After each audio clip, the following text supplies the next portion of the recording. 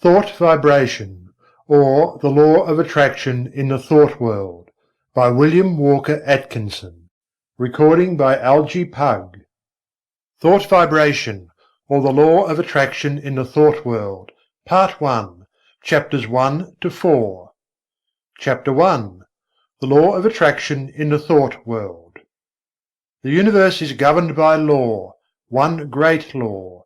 Its manifestations are multiform, but viewed from the ultimate there is but one law. We are familiar with some of its manifestations, but are almost totally ignorant of certain others. Still, we are learning a little more every day. The veil is being gradually lifted. We speak learnedly of the law of gravitation, but ignore that equally wonderful manifestation, the law of attraction in the thought world. We are familiar with that wonderful manifestation of law which draws and holds together the atoms of which matter is composed.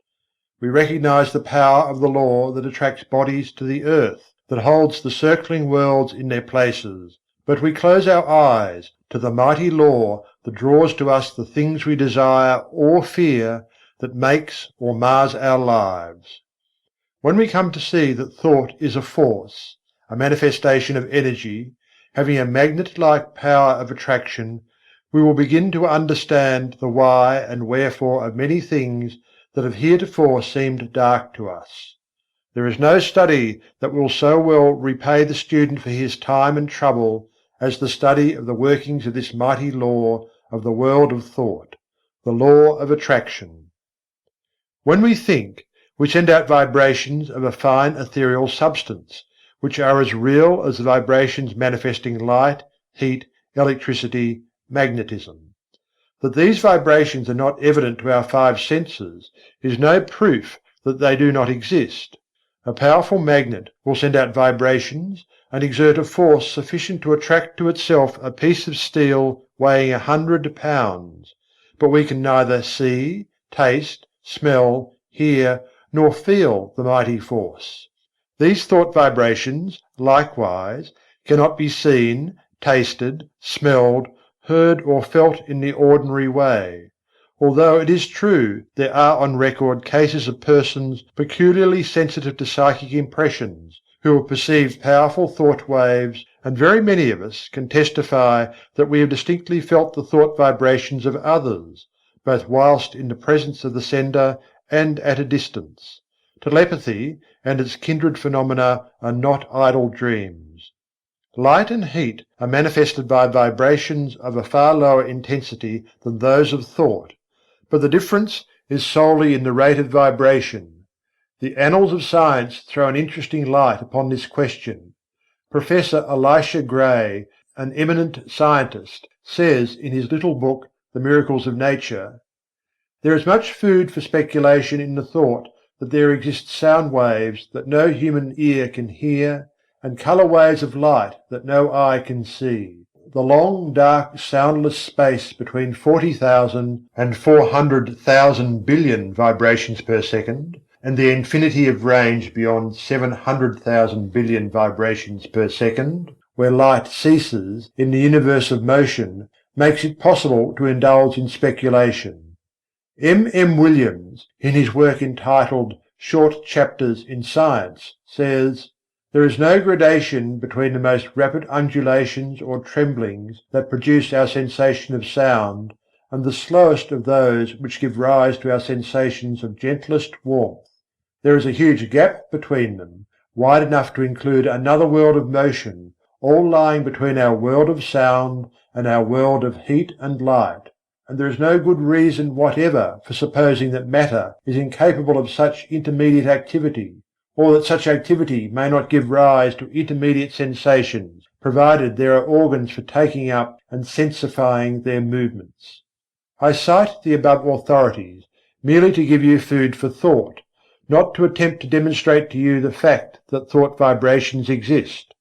The last named fact has been fully established to the satisfaction of numerous investigators of the subject, and a little reflection will show you that it coincides with your own experiences. We often hear repeated the well-known mental science statement, "Thoughts are things," and we say these words over without consciously realizing just what is the meaning of the statement. If we fully comprehended the truth of the statement and the natural consequences of the truth back of it, we should understand many things that have appeared dark to us and would be able to use the wonderful power, thought force, just as we use any other manifestation of energy. As I have said, when we think, we set into motion vibrations of a very high degree, but just as real as the vibrations of light, heat, sound, electricity. And when we understand the laws governing the production and transmission of these vibrations, we will be able to use them in our daily life, just as we do the better known forms of energy. That we cannot see, hear, weigh, or measure these vibrations is no proof that they do not exist.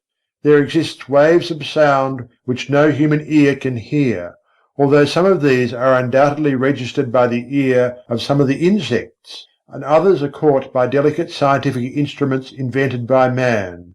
Yet there is a great gap between the sounds registered by the most delicate instrument and the limit which man's mind, reasoning by analogy, knows to be the boundary line between sound waves and some other forms of vibration. And there are light waves which the eye of man does not register, some of which may be detected by more delicate instruments, and many more so fine that the instrument has not yet been invented which will detect them, although improvements are being made every year and the unexplored field gradually lessened. As new instruments are invented, new vibrations are registered by them, and yet the vibrations were just as real before the invention of the instrument as afterward. Supposing that we had no instruments to register magnetism, one might be justified in denying the existence of that mighty force, because it could not be tasted, felt, smelt, heard, seen, weighed, or measured. And yet the mighty magnet would still send out waves of force sufficient to draw to it pieces of steel weighing hundreds of pounds. Each form of vibration requires its own form of instrument for registration. At present, the human brain seems to be the only instrument capable of registering thought waves, although occultists say that in this century scientists will invent apparatus sufficiently delicate to catch and register such impressions. And from present indications, it looks as if the invention named might be expected at any time. The demand exists, and undoubtedly will be soon supplied.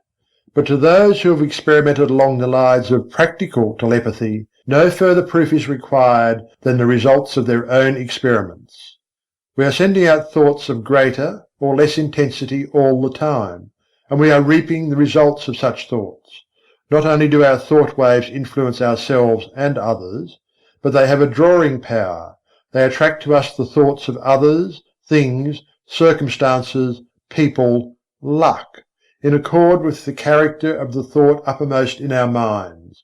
Thoughts of love will attract to us the love of others, circumstances and surroundings in accord with the thought, people who are of like thought. Thoughts of anger, hate, envy, malice, and jealousy will draw to us the foul brood of kindred thoughts emanating from the minds of others, circumstances in which we will be called upon to manifest those vile thoughts, and will receive them in turn from others, people who will manifest in harmony, and so on.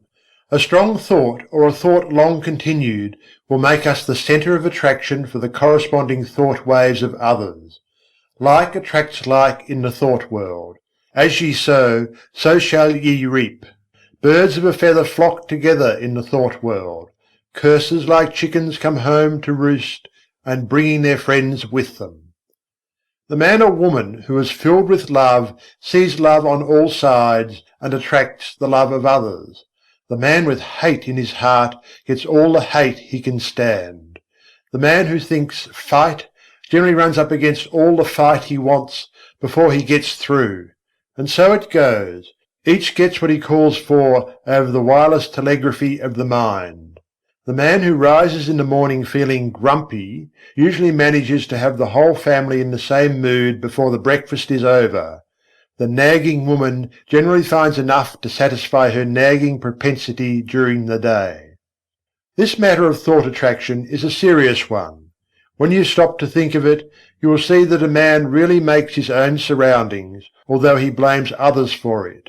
I have known people who understood this law to hold a positive, calm thought, and be absolutely unaffected by the inharmony surrounding them. They were like the vessel from which the oil had been poured on the troubled waters. They rested safely and calmly while the tempest raged around them. One is not at the mercy of the fitful storms of thought after he has learned the workings of the law. We have passed through the age of physical force on to the age of intellectual supremacy, and are now entering a new and almost unknown field, that of psychic power. This field of energy has its established laws, as well as have the others, and we should acquaint ourselves with them, or we will be crowded to the wall, as are the ignorant on the plains of effort.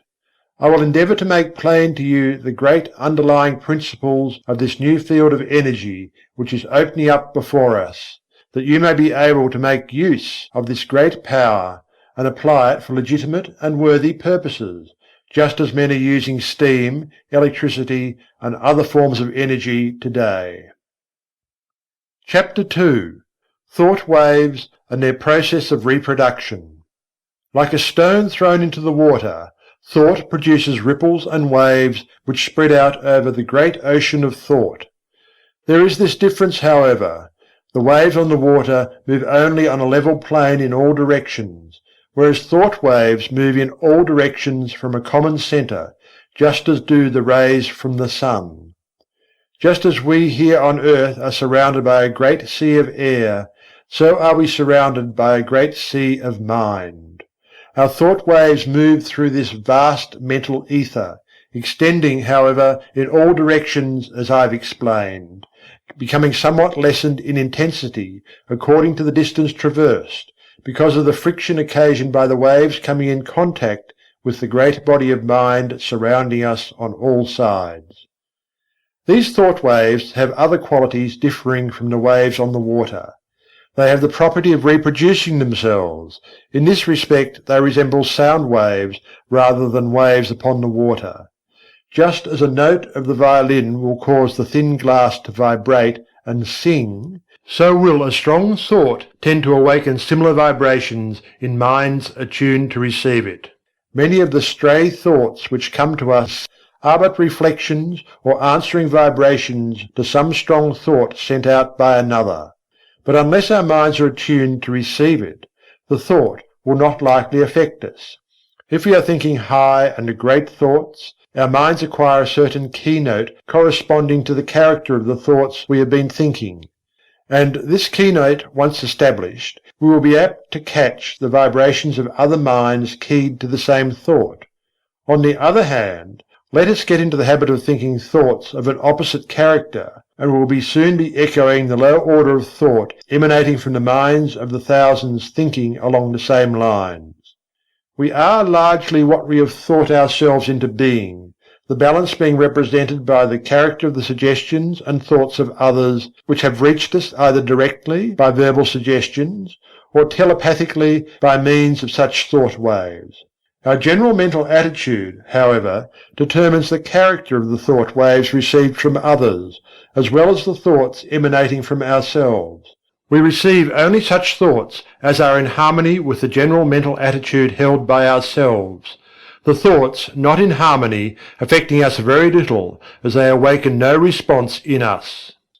The man who believes thoroughly in himself and maintains a positive, strong mental attitude of confidence and determination is not likely to be affected by the adverse and negative thoughts of discouragement and failure emanating from the minds of other persons in whom these last qualities predominate. At the same time, these negative thoughts, if they reach one whose mental attitude is pitched on a low key, deepen his negative state and add fuel to the fire which is consuming his strength, or, if you prefer this figure, serve to further smother the fire of his energy and activity.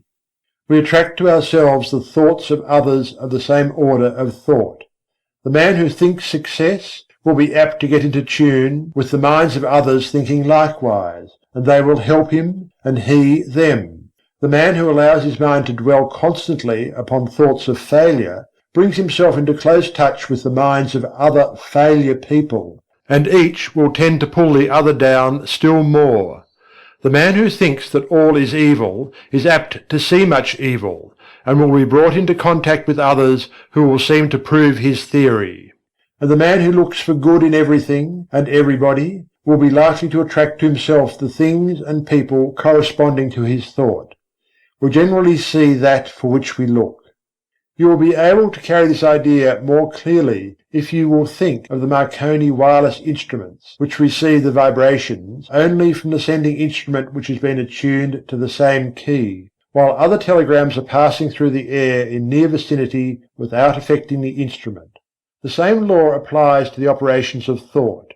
We receive only that which corresponds to our mental attunement. If we have been discouraged, we may rest assured that we have dropped into a negative key, and have been affected not only by our own thoughts, but have also received the added depressing thoughts of similar character which are constantly being sent out from the minds of other unfortunates who have not yet learned the law of attraction in the thought world. And if we occasionally rise to heights of enthusiasm and energy, how quickly we feel the inflow of the courageous, daring, energetic, positive thoughts being sent out by the live men and women of the world. We recognize this without much trouble when we come into personal contact with people and feel their vibrations, depressing or invigorating as the case may be. But the same law operates when we are not in their presence, although less strongly. The mind has many degrees of pitch, ranging from the highest positive note to the lowest negative note, with many notes in between, varying in pitch according to their respective distance from the positive or negative extreme.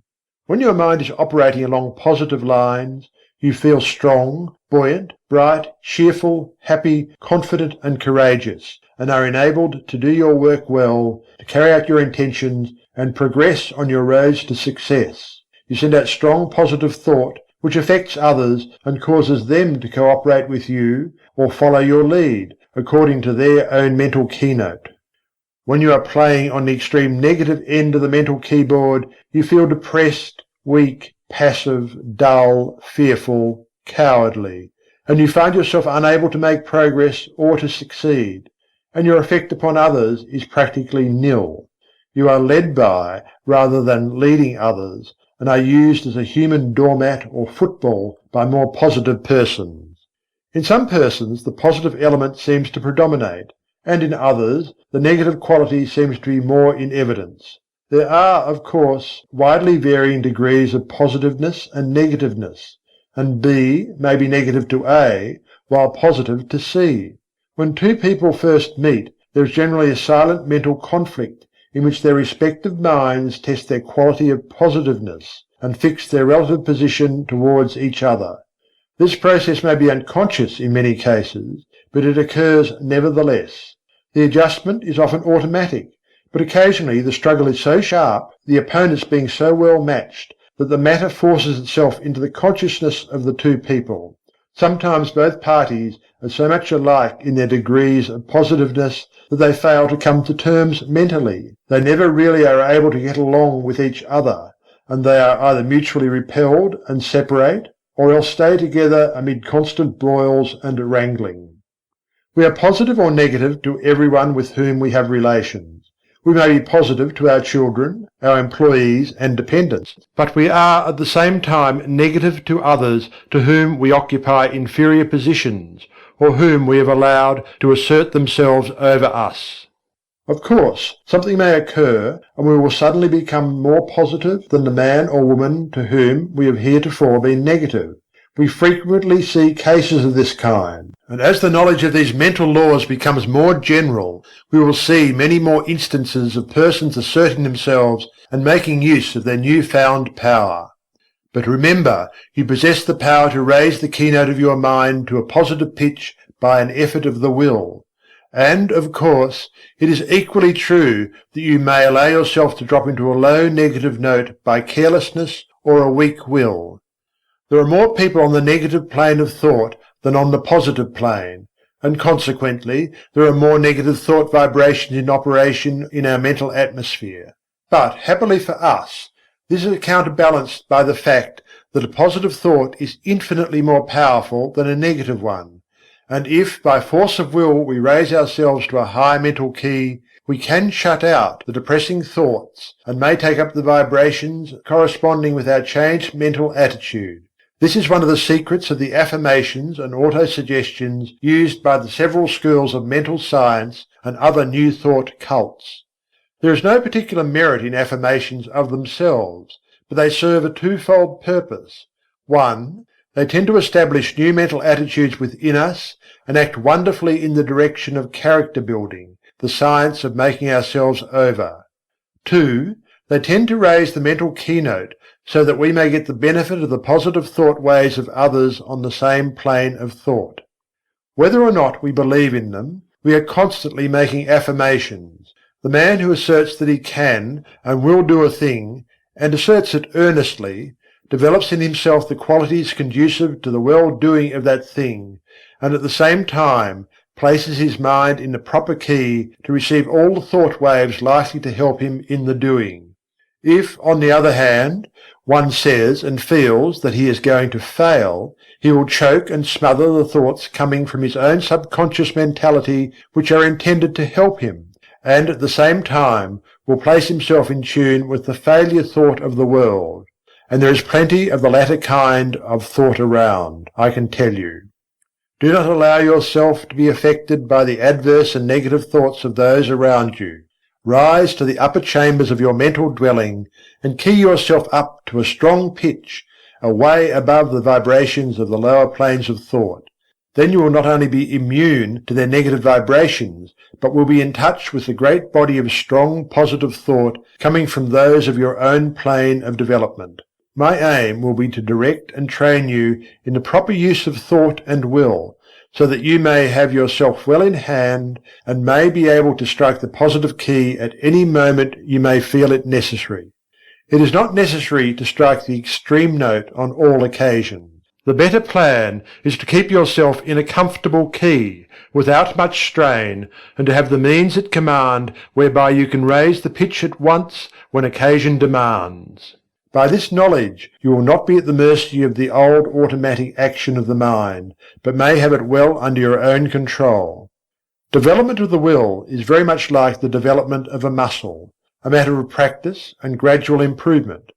At first it is apt to be tiresome, but at each trial one goes stronger until the new strength becomes real and permanent. Many of us have made ourselves positive under sudden calls or emergencies.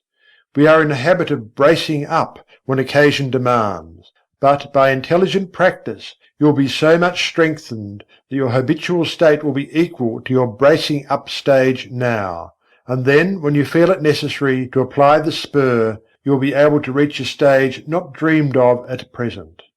Do not understand me as advocating a high tension continuously. This is not at all desirable, not only because it is apt to be too much of a strain upon you, but also because you will find it desirable to relieve the tension at times and become receptive that you may absorb impressions. It is well to be able to relax and assume a certain degree of receptiveness, knowing that you are always able to spring back to the more positive state at will. The habitually strong positive man loses much enjoyment and recreation. Positive, you give out expressions; receptive, you take in impressions. Positive, you are a teacher; receptive, a pupil. It is not only a good thing to be a good teacher, but it is also very important to be a good listener at times. Chapter 3. A Talk about the Mind. Man has but one mind, but he has many mental faculties, each faculty being capable of functioning along two different lines of mental effort. There are no distinct dividing lines separating the two several functions of a faculty, but they shade into each other as do the colours of the spectrum. An active effort of any faculty of the mind is the result of a direct impulse imparted at the time of the effort. A passive effort of any faculty of the mind is the result of either a preceding active effort of the same mind, an active effort of another along the lines of suggestion, thought vibrations from the mind of another, thought impulses from an ancestor transmitted by the law of heredity, including impulses transmitted from generation to generation, from the time of the original vibratory impulse imparted by the primal cause, which impulses gradually unfold and unsheath when the proper state of evolutionary development is reached. The active effort is new-born, fresh from the mint, whilst the passive effort is of less recent creation, and, in fact, is often the result of vibratory impulses imparted in ages long past.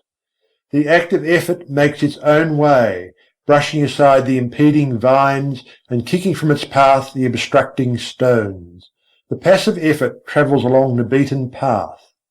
A thought impulse, or motion impulse, originally caused by an active effort of faculty, may become, by continued repetition or habit, strictly automatic, the impulse given it by the repeated active effort developing a strong momentum which carries it along passive lines until stopped by another active effort or its direction changed by the same cause. On the other hand, thought impulses or motion impulses continued along passive lines may be terminated or corrected by an active effort. The active function creates, changes, or destroys. The passive function carries on the work given it by the active function and obeys orders and suggestions. The active function produces the thought habit or motion habit and imparts to it the vibrations which carry it along the passive lines thereafter. The active function also has the power to send forth vibrations which neutralize the momentum of the thought habit or motion habit. It also is able to launch a new thought habit or motion habit with stronger vibrations, which overcomes and absorbs the first thought or motion and substitutes the new one. All thought impulses, or motion impulses, once started on their errands, continue to vibrate along passive lines until corrected or terminated by subsequent impulses imparted by the active function or other controlling power. The continuance of the original impulse adds momentum and force to it, and renders its correction or termination more difficult. This explains that which is called the force of habit. I think that this will be readily understood by those who have struggled to overcome a habit which has been easily acquired. The law applies to good habits as well as bad. The moral is obvious. Several of the faculties of the mind often combine to produce a single manifestation. A task to be performed may call for the combined exercise of several faculties, some of which may manifest by active effort, and others by passive effort. The meeting of new conditions, new problems, calls for the exercise of active effort, whilst a familiar problem or task can be easily handled by the passive effort without the assistance of his more enterprising brother. There is in nature an instinctive tendency of living organisms to perform certain actions, the tendency of an organized body to seek that which satisfies the wants of its organism. This tendency is sometimes called appetency. It is really a passive mental impulse, originating with the impetus imparted by the primal cause and transmitted along the lines of evolutionary development, gaining strength and power as it progresses. The impulse of the primal cause is assisted by the powerful upward attraction exerted by the Absolute. In plant life, this tendency is plainly discernible, ranging from the lesser exhibitions in the lower types to the greater in the higher types. It is that which is generally spoken of as the life force in plants. It is, however, a manifestation of rudimentary mentation, functioning along the lines of passive effort. In some of the higher forms of plant life, there appears a faint colour of independent life action, a faint indication of choice or volition.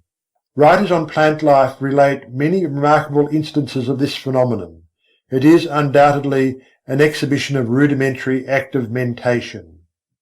In the lower animal kingdom, a very high degree of passive mental effort is found, and, varying in degree in the several families and species, a considerable amount of active mentation is apparent. The lower animal undoubtedly possesses reason only in a lesser degree than man, and, in fact, the display of volitional mentation exhibited by an intelligent animal is often nearly as high as that shown by the lower types of man or by a young child.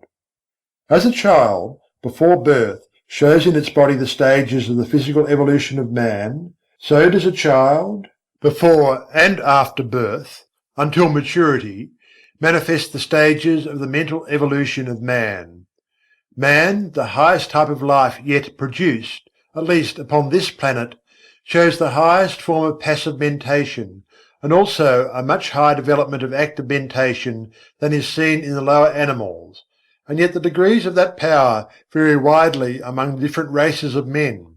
Even among men of our race the different degrees of active mentation are plainly noticeable, these degrees not depending by any means upon the amount of culture, social position, or educational advantages possessed by the individual. Mental culture and mental development are two very different things. You have but to look around you to see the different stages of the development of active mentation in man. The reasoning of many men is scarcely more than passive mentation, exhibiting but little of the qualities of volitional thought. They prefer to let other men think for them. Active mentation tires them, and they find the instinctive, automatic, passive mental process much easier. Their minds work along the lines of least resistance. They are but little more than human sheep. Among the lower animals and the lower types of men, active mentation is largely confined to the grosser faculties, the more material plane. The higher mental faculties working along the instinctive automatic lines of the passive function. As the lower forms of life progressed in the evolutionary scale, they developed new faculties which were latent within them. These faculties always manifested in the form of rudimentary passive functioning, and afterwards worked up through higher passive forms until the active functions were brought into play.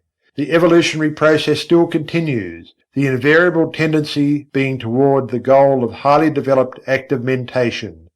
This evolutionary progress is caused by the vibratory impulse imparted by the primal cause, aided by the uplifting attraction of the Absolute.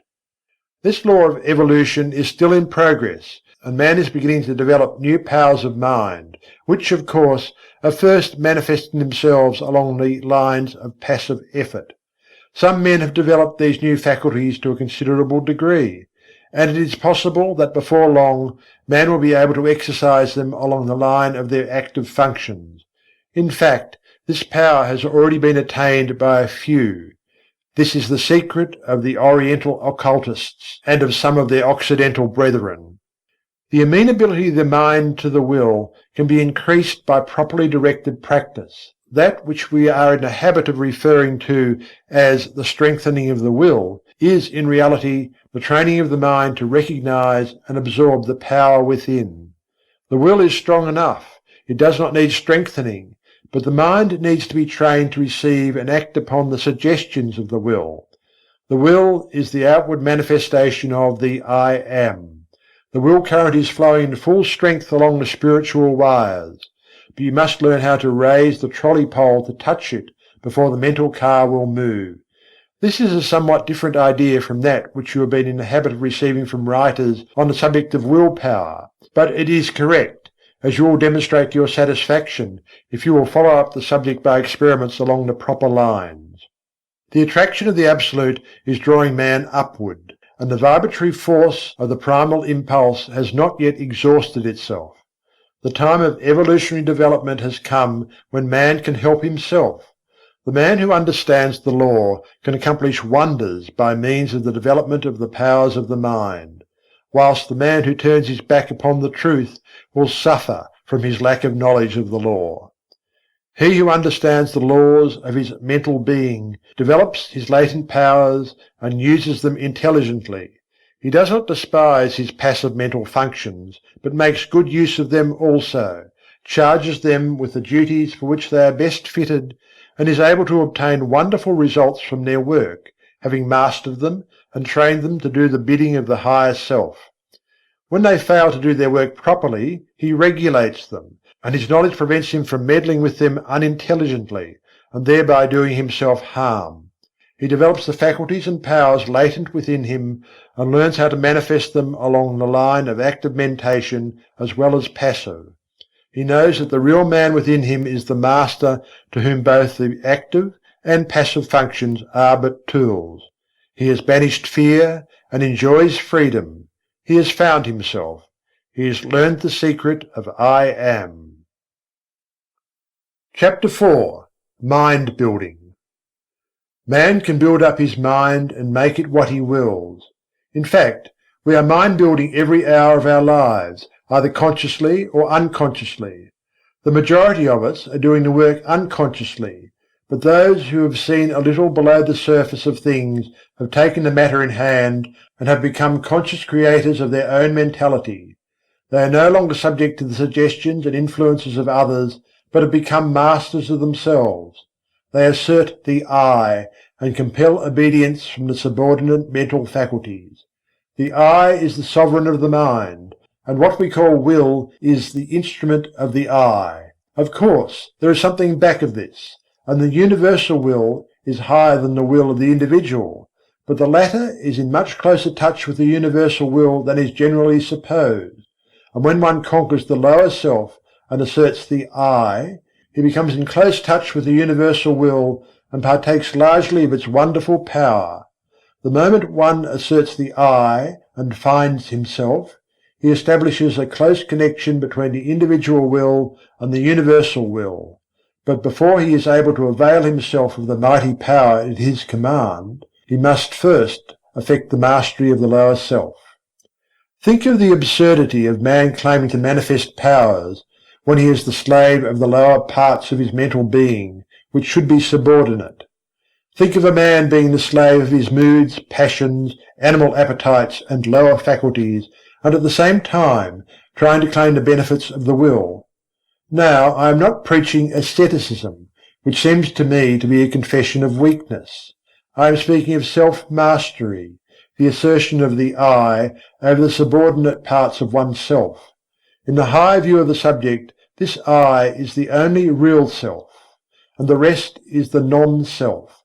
But our space does not permit the discussion of this point, and we will use the word self as meaning the entire man. Before a man can assert the I in its full strength, he must obtain the complete mastery of the subordinate parts of the self. All things are good when we learn to master them, but no thing is good when it masters us. Just so long as we allow the lower portions of the self to give us orders, we are slaves.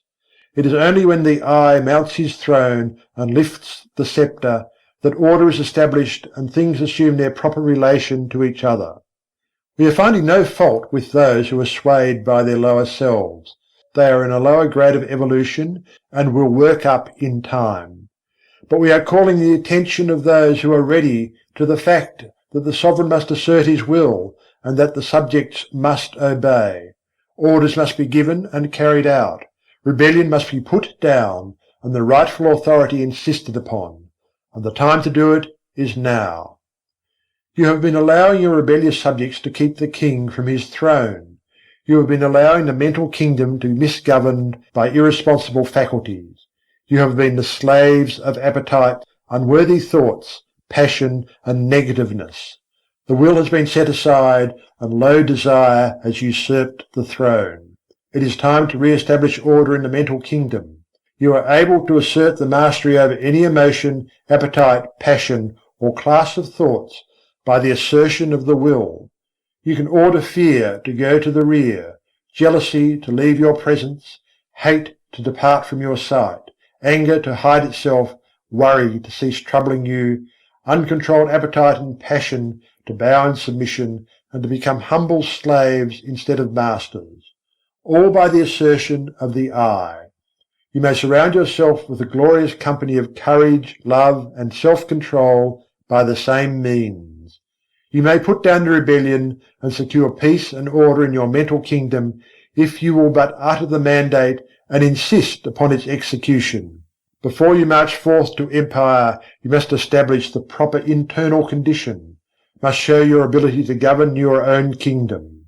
The first battle is the conquest of the lesser self by the real self. Affirmation. I am asserting the mastery of my real self. Repeat these words earnestly and positively during the day, at least once an hour, and particularly when you are confronted with conditions which tempt you to act on the lines of the lesser self instead of following the course dictated by the real self. In the moment of doubt and hesitation, Say these words earnestly, and your way will be made clear to you. Repeat them several times after you retire and settle yourself to sleep. But be sure to back up the words with the thoughts inspiring them, and do not merely repeat them parrot-like. Form the mental image of the real self asserting its mastery over the lower planes of your mind. See the king on his throne. You will become conscious of an influx of new thought, and things which have seemed hard for you will suddenly become much easier. You will feel that you have yourself well in hand, and that you are the master and not the slave. The thought you are holding will manifest itself in action, and you will steadily grow to become that which you have in mind. Exercise. Fix the mind firmly on the higher self, and draw inspiration from it when you feel led to yield to the promptings of the lower part of your nature. When you are tempted to burst into anger, assert the I, and your voice will drop. Anger is unworthy of the developed self. When you feel vexed and cross, remember what you are and rise above your feeling. When you feel fearful, remember that the real self fears nothing, and assert courage. When you feel jealousy inciting, think of your higher nature and laugh. And so on, asserting the real self, and not allowing the things on the lower plane of mentality to disturb you. They are unworthy of you, and must be taught to keep their places. Do not allow these things to master you. They should be your subjects, not your masters. You must get away from this plane, and the only way to do so is to cut loose from these phases of thought which have been running things to suit themselves. You may have trouble at the start, but keep at it, and you will have that satisfaction which comes only from conquering the lower parts of our nature. You have been a slave long enough. Now is the time to free yourselves. If you will follow these exercises faithfully, you will be a different being by the end of the year, and will look back with a pitying smile to your former condition. But it takes work. This is not child's play, but a task for earnest men and women. Will you make the effort? End of Thought Vibration, or The Law of Attraction in the Thought World, Part 1, Chapters 1 to 4. Read by Algie Pug.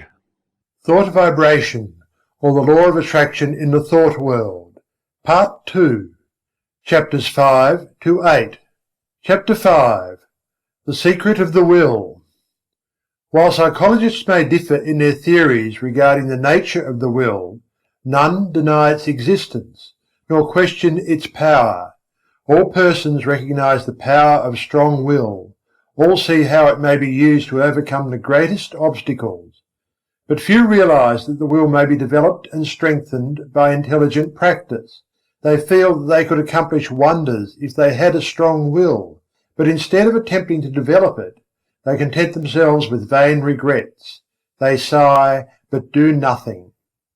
Those who have investigated the subject closely know that willpower, with all its latent possibilities and mighty powers, may be developed, disciplined, controlled, and directed, just as may any other of nature's forces. It does not matter what theory you may entertain about the nature of the will. You will obtain the results if you practice intelligently. Personally, I have a somewhat odd theory about the will. I believe that every man has, potentially, a strong will, and that all he has to do is to train his mind to make use of it. I think that in the higher regions of the mind of every man is a great store of willpower awaiting his use. The will current is running along the psychic wires, and all that is necessary to do is to raise the mental trolley pole and bring down the power for your use. And the supply is unlimited, for your little storage battery is connected with the great powerhouse of the universal willpower, and the power is inexhaustible. Your will does not need training, but your mind does. The mind is the instrument, and the supply of willpower is proportionate to the fineness of the instrument through which it manifests. But you needn't accept this theory if you don't like it. This lesson will fit your theory as well as mine. He who has developed his mind so that it will allow the willpower to manifest through it has opened up wonderful possibilities for himself. Not only has he found a great power at his command, but he is able to bring into play and use faculties, talents, and abilities of whose existence he has not dreamed. This secret of the will is the magic key which opens all doors. The late Donald G. Mitchell once wrote, "Resolve is what makes a man manifest.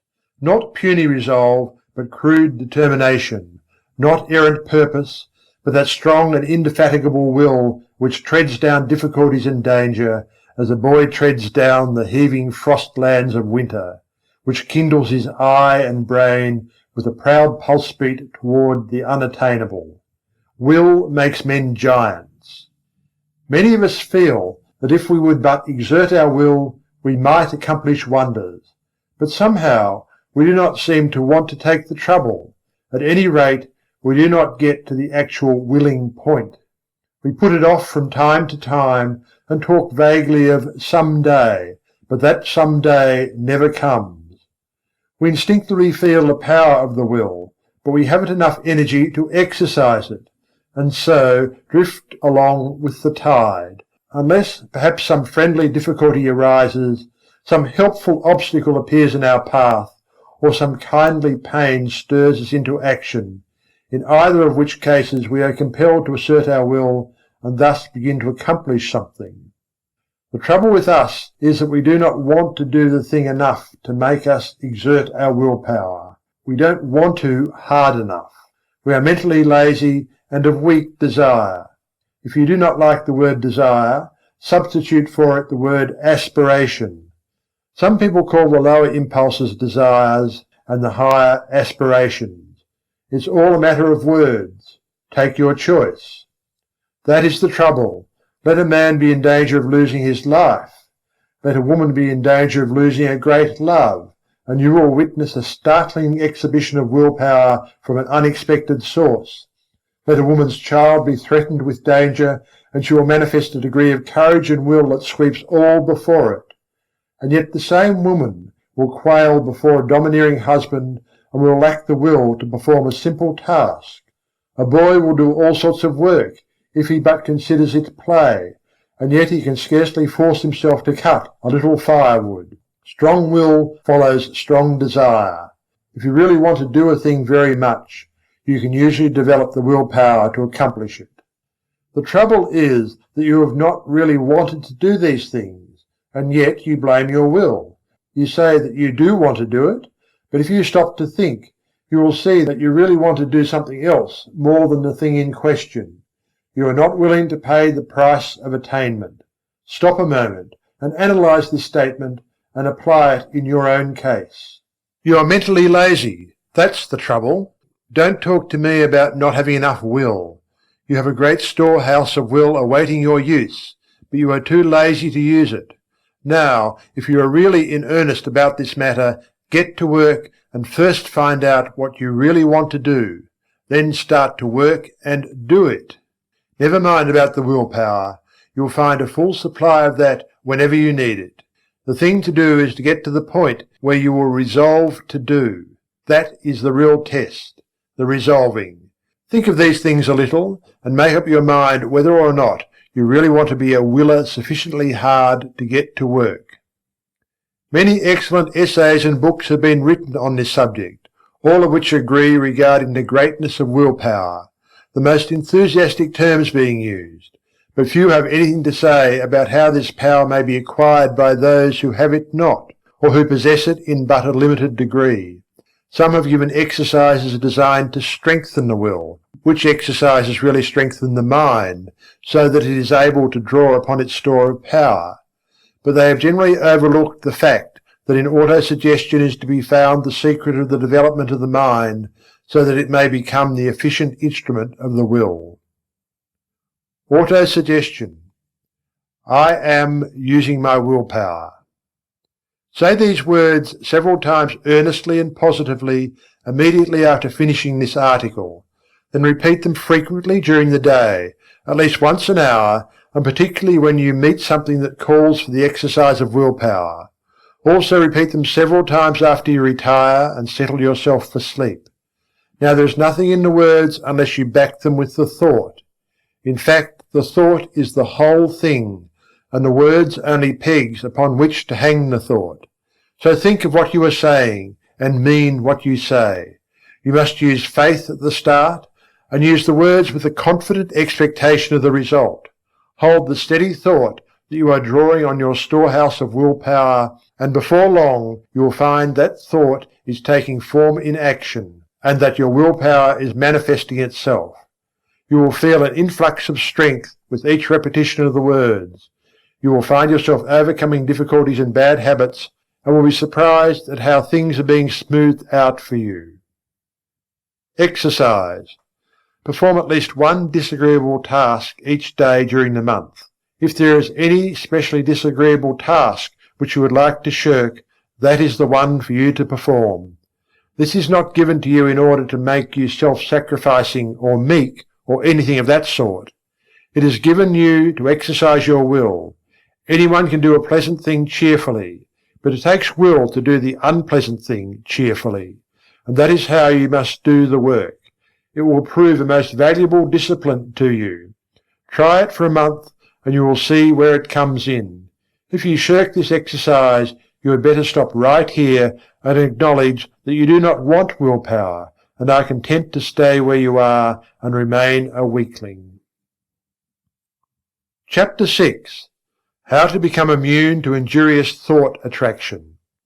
The first thing to do is to begin to cut out fear and worry. Fear thought is the cause of much unhappiness and many failures. You have been told this thing over and over again, but it will bear repeating. Fear is a habit of mind which has been fastened upon us by negative race thought, but from which we may free ourselves by individual effort and perseverance. Strong expectancy is a powerful magnet. He of the strong, confident desire attracts to him the things best calculated to aid him. Persons, things, circumstances, surroundings, if he desires them hopefully, trustfully, confidently, calmly. And, equally true, he who fears a thing generally manages to start into operation forces which will cause the thing he feared to come upon him. Don't you see, the man who fears really expects the feared thing, and in the eyes of the law is the same as if he really had wished for or desired it. The law is operative in both cases. The principle is the same. The best way to overcome the habit of fear is to assume the mental attitude of courage, just as the best way to get rid of darkness is to let in the light. It is a waste of time to fight a negative thought habit by recognizing its force, and trying to deny it out of existence by mighty efforts. The best, surest, easiest, and quickest method is to assume the existence of the positive thought desired in its place, and by constantly dwelling upon the positive thought, manifest it into objective reality. Therefore, instead of repeating, "I'm not afraid," say boldly, "I am full of courage, I am courageousness." You must assert, "There's nothing to fear," which, although in the nature of a denial, simply denies the reality of the object causing fear, rather than admitting the fear itself and then denying it. To overcome fear, one should hold firmly to the mental attitude of courage. He should think courage, say courage, act courage. He should keep the mental picture of courage before him all the time, until it becomes his normal mental attitude. Hold the ideal firmly before you, and you will gradually grow to its attainment. The ideal will become manifest. Let the word courage sink deeply into your mind, and then hold it firmly there until the mind fastens it in place.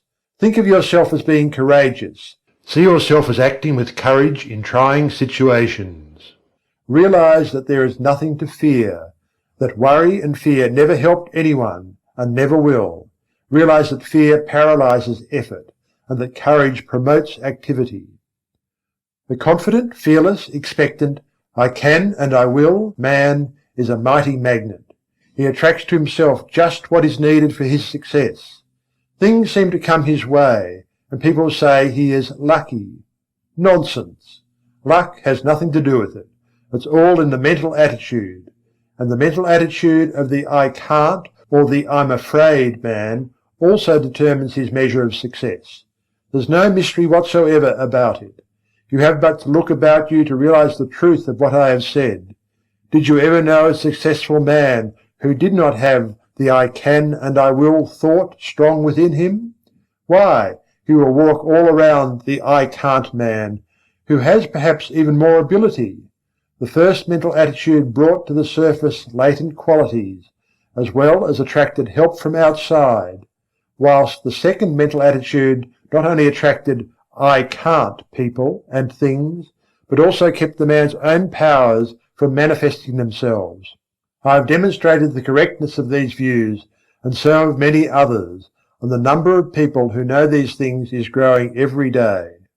Don't waste your thought force, but use it to advantage. Stop attracting to yourself failure, unhappiness, inharmony, sorrow.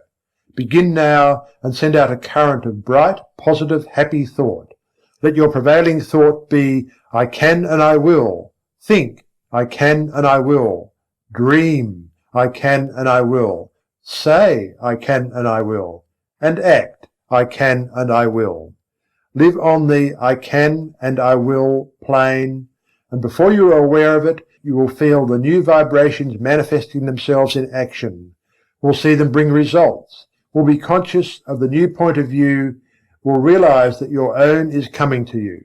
You will feel better, act better, see better, be better in every way, after you join the I can and I will brigade. Fear is the parent of worry, hate, jealousy, malice, anger, discontent, failure, and all the rest. The man who rids himself of fear will find that the rest of the brood have disappeared. The only way to be free is to get rid of fear. Tear it out by the roots. I regard the conquest of fear as the first important step to be taken by those who wish to master the application of thought force. So long as fear masters you, you are in no condition to make progress in the realm of thought, and I must insist that you start to work at once to get rid of this obstruction. You can do it, if you only go about it in earnest, and when you have ridded yourself of the vile thing, life will seem entirely different to you. You will feel happier, freer, stronger, more positive, and will be more successful in every undertaking of life. Start it today. Make up your mind that this intruder must go. Do not compromise matters with him, but insist upon an absolute surrender on his part. You will find the task difficult at first, but each time you oppose him, he will grow weaker and you will be stronger. Shut off his nourishment. Starve him to death. He cannot live in a thought atmosphere of fearlessness. So, start to fill your mind with good, strong, fearless thoughts. Keep yourself busy thinking fearlessness, and fear will die of his own accord. Fearlessness is positive. Fear is negative, and you may be sure that the positive will prevail. So long as fear is around with his but, if, suppose, I'm afraid, I can't, what if, and all the rest of his cowardly suggestions, you will not be able to use your thought force to the best advantage. Once get him out of the way, and you will have clear sailing, and every inch of thought sail will catch the wind. He is a Jonah. Overboard with him. The whale who swallows him will have my sympathy. I advise that you start in to do some of the things which you feel you could do if you were not afraid to try. Start to work to do these things, affirming courage all the way through, and you will be surprised to see how the changed mental attitude will clear away obstacles from your path and will make things very much easier than you had anticipated. Exercises of this kind will develop you wonderfully, and you will be much gratified at the result of a little practice along these lines.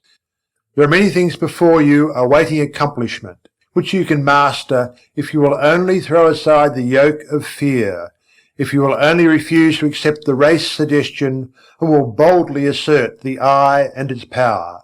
And the best way to vanquish fear is to assert courage and stop thinking of fear.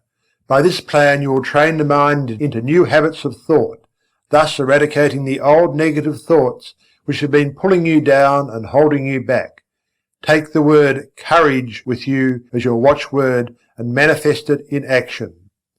Remember, the only thing to fear is fear, and, well, don't even fear fear, for he's a cowardly chap at the best, who will run if you show a brave front. Chapter 7.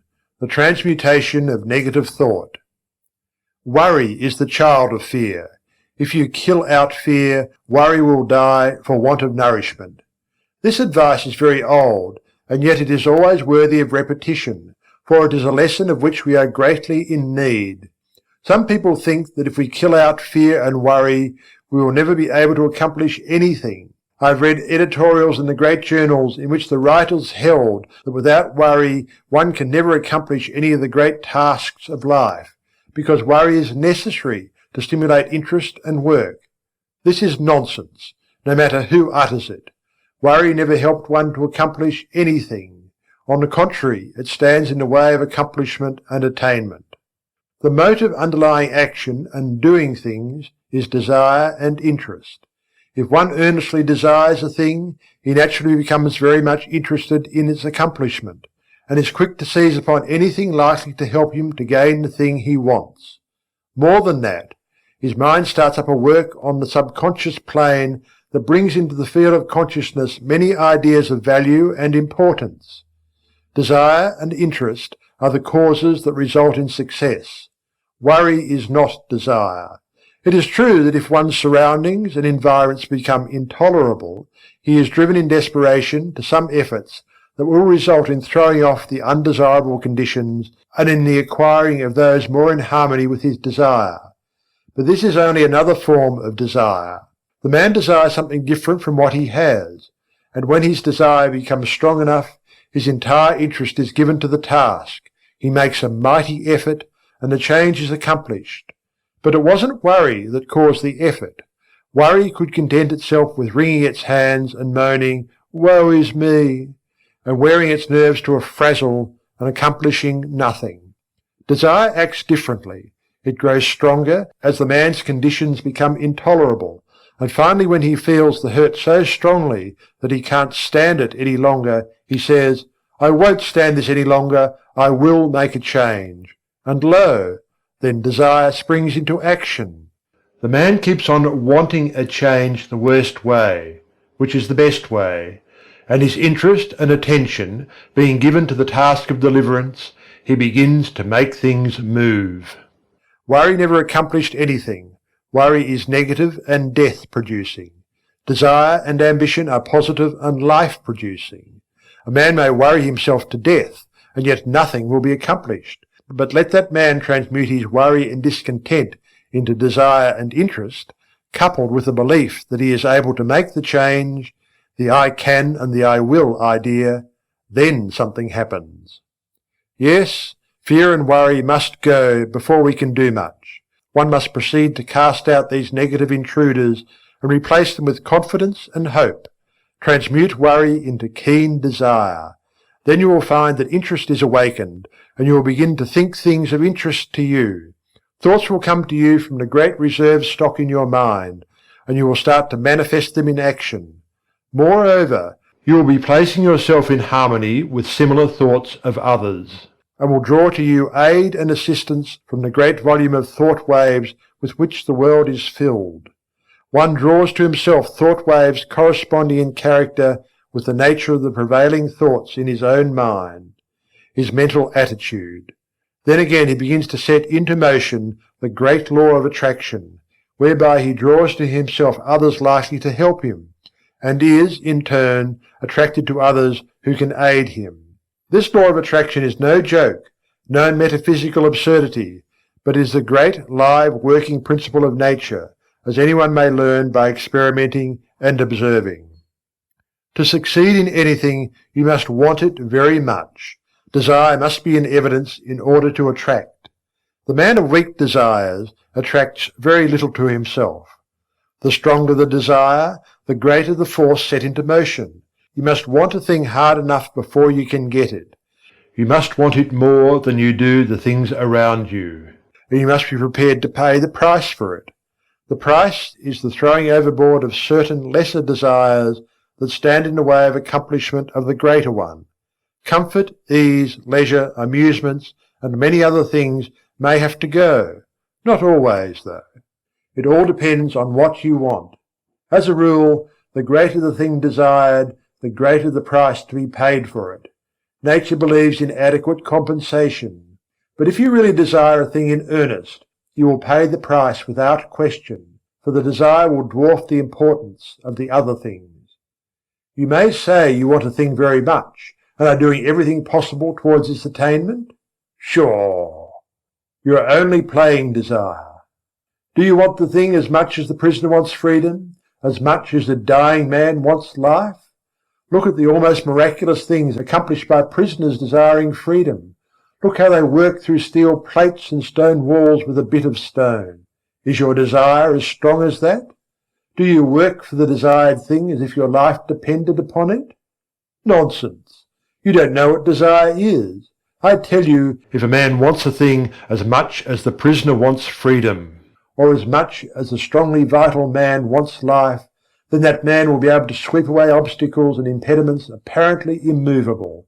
The key to attainment is desire, confidence, and will. This key will open many doors. Fear paralyzes desire. It scares the life out of it. You must get rid of fear. There have been times in my life when fear would get hold of me and take a good firm grip on my vitals, and I would lose all hope, all interest, all ambition, all desire. But, thank the Lord, I have always managed to throw off the grip of the monster and face my difficulty like a man. And lo, things would seem to be straightened out for me somehow. Either the difficulty would melt away, or I would be given means to overcome or get around or under or over it. It is strange how this works. No matter how great is the difficulty, when we finally face it with courage and confidence in ourselves, we seem to pull through somehow, and then we begin to wonder what we were scared about. This is not mere fancy. It is the working of a mighty law, which we do not as yet fully understand, but which we may prove at any time. People often ask, it's all very well for you New Thought people to say, don't worry, but what's the person to do when he thinks of all the possible things ahead of him which might upset him and his plans? Well, all I can say is that the man is foolish to bother about thinking of troubles to come at some time in the future. The majority of things that we worry about don't come to pass at all. A large proportion of the others come in a milder form than we had anticipated, and there are always other things which come at the same time which help us to overcome the trouble. The future holds in store for us not only difficulties to be overcome, but also agents to help us in overcoming the difficulties. Things adjust themselves. We are prepared for any trouble which may come upon us, and when the time comes, we somehow find ourselves able to meet it. God not only tempers the wind to the shorn lamb, but he also tempers the shorn lamb to the wind. The winds and the shearing do not come together. There is usually enough time for the lamb to get seasoned, and then he generally grows new wool before the cold blast comes. It has been well said that 9/10 of the worries are over things which never come to pass, and that the other 10th is over things of little or no account. So what's the use in using up all your reserve force in fretting over future troubles, if this be so? Better wait until your troubles really come before you worry. You will find that by this storing up of energy you will be able to meet about any sort of trouble that comes your way. What is it that uses up all the energy in the average man or woman anyway? Is it the real overcoming of difficulties, or the worrying about impending troubles? It's always tomorrow, tomorrow, and yet tomorrow never comes just as we feared it would. Tomorrow is all right. It carries in its grip good things as well as troubles. Bless my soul, when I sit down and think over all the things which I once feared might possibly descend upon me, I laugh. Where are those feared things now? I don't know. I've almost forgotten that I ever feared them. You needn't fight worry. That isn't the way to overcome the habit. Just practice concentration, and then learn to concentrate upon something right before you, and you will find that the worry thought has vanished. The mind can think but one thing at a time, and if you concentrate upon a bright thing, the other thing will fade away. There are better ways of overcoming objectionable thoughts than by fighting them. Learn to concentrate upon thoughts of an opposite character, and you will have solved the problem. When the mind is full of worry thoughts, it cannot find time to work out plans to benefit you. But when you have concentrated upon bright, helpful thoughts, you will discover that it will start to work subconsciously, and when the time comes, you will find all sorts of plans and methods by which you will be able to meet the demands upon you. Keep your mental attitude right, and all things will be added unto you. There's no sense in worrying. Nothing has ever been gained by it, and nothing ever will be. Bright, cheerful and happy thoughts attract bright, cheerful and happy things to us. Worry drives them away. Cultivate the right mental attitude. Chapter 8. The Law of Mental Control. Your thoughts are either faithful servants or tyrannical masters, just as you allow them to be. You have the say about it. Take your choice. They will either go about your work under direction of the firm will, doing it the best they know how, not only in your waking hours, but when you are asleep. Some of our best mental work being performed for us when our conscious mentality is at rest, as is evidenced by the fact that when the morning comes, we find troublesome problems have been worked out for us during the night, after we had dismissed them from our minds, apparently. Or they will ride all over us and make us their slaves if we are foolish enough to allow them to do so. More than half the people of the world are slaves of every vagrant thought which may see fit to torment them. Your mind is given you for your good and for your own use, not to use you. There are very few people who seem to realize this, and who understand the art of managing the mind. The key to the mystery is concentration. A little practice will develop within every man the power to use the mental machine properly. When you have some mental work to do, concentrate upon it to the exclusion of everything else, and you will find that the mind will get right down to business, to the work at hand, and matters will be cleared up in no time. There is an absence of friction, and all waste motion or lost power is obviated. Every pound of energy is put to use, and every revolution of the mental driving wheel counts for something. It pays to be able to be a competent mental engineer. And the man who understands how to run his mental engine knows that one of the important things is to be able to stop it when the work has been done. He does not keep putting coal in the furnace and maintaining a high pressure after the work is finished, or when the day's portion of the work has been done, and the fire should be banked until the next day. Some people act as if the engine should be kept running whether there is any work to be done or not, and then they complain if it gets worn out and wobbles and needs repairing. These mental engines are fine machines and need intelligent care. To those who are acquainted with the laws of mental control, it seems absurd for one to lie awake at night fretting about the problems of the day, or more often, of the morrow. It is just as easy to slow down the mind as it is to slow down an engine, and thousands of people are learning to do this in these days of new thought. The best way to do it is to think of something else, as far different from the obtruding thought as possible. There is no use fighting an objectionable thought with the purpose of downing it. That is a great waste of energy, and the more you keep on saying, "I won't think of this thing," the more it keeps on coming into your mind, for you are holding it there for the purpose of hitting it. Let it go. Don't give it another thought. Fix the mind on something entirely different, and keep the attention there by an effort of the will. A little practice will do much for you in this direction. There is only room for one thing at a time in the focus of attention, so put all your attention upon one thought, and the others will sneak off. Try it for yourself. End of Thought Vibration, or the Law of Attraction in the Thought World, Part 2, Chapters 5 to 8. Thought Vibration, or the Law of Attraction in the Thought World, Part 3, Chapters 9 to 12. Chapter 9. Asserting the Life Force. I have spoken to you of the advantage of getting rid of fear. Now I wish to put life into you. Many of you have been going along as if you were dead. No ambition, no energy, no vitality, no interest, no life. This will never do. You are stagnating. Wake up and display a few signs of life. This is not the place in which you can stalk around like a living corpse. This is a place for wide-awake, active, live people. And a good general awakening is what is needed, although it would take nothing less than a blast from Gabriel's trumpet to awaken some of the people who are stalking around thinking that they are alive, but who are really dead to all that makes life worthwhile. We must let life flow through us and allow it to express itself naturally. Do not let the little worries of life, or the big ones either, depress you and cause you to lose your vitality.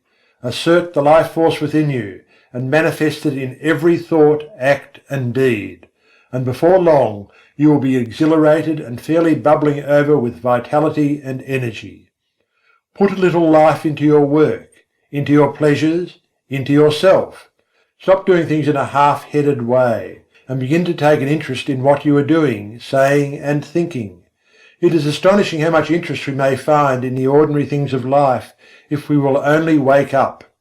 There are interesting things all around us, interesting events occurring every moment, but we will not be aware of them unless we assert our life force and begin to actually live instead of merely existing. No man or woman ever amounted to anything unless he or she put life into the tasks of everyday life, the acts, the thoughts. What the world needs is live men and women. Just look into the eyes of the people whom you meet and see how few of them are really alive. The most of them lack that expression of conscious life which distinguishes the man who lives from the one who simply exists. I want you to acquire this sense of conscious life so that you may manifest it in your life and show what mental science has done for you. I want you to get to work today and begin to make yourself over according to the latest pattern. You can do this if you will only take the proper interest in the task. Affirmation and exercise. Fix in your mind the thought that the I within you is very much alive and that you are manifesting life fully, mentally and physically. And keep this thought there, aiding yourself with constant repetitions of the watchword. Don't let the thought escape you, but keep pushing it back into the mind. Keep it before the mental vision as much as possible. Repeat the watchword when you awaken in the morning. Say it when you retire at night. And say it at meal times, and whenever else you can during the day, at least once an hour. Form the mental picture of yourself as filled with life and energy. Live up to it as far as possible.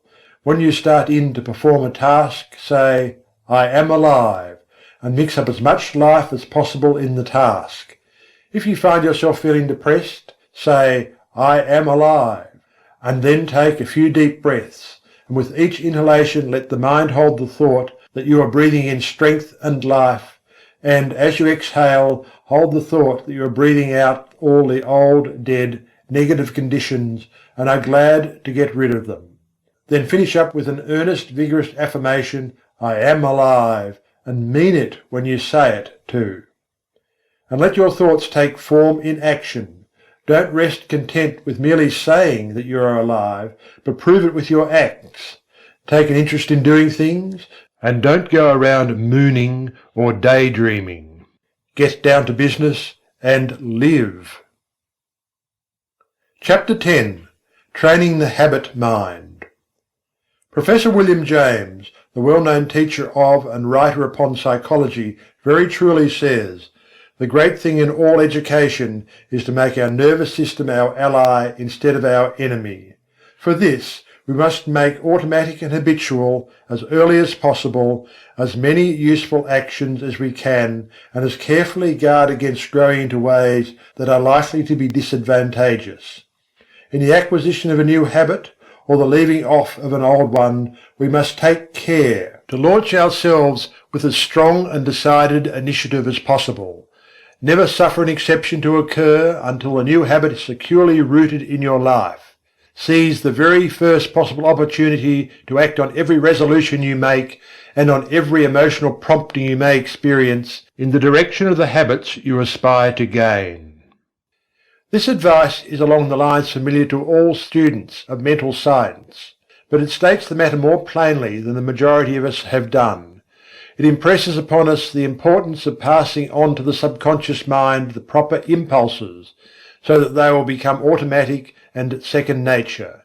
Our subconscious mentality is a great storehouse for all sorts of suggestions from ourselves and others, and, as it is the habit mind, we must be careful to send it the proper material from which it may make habits.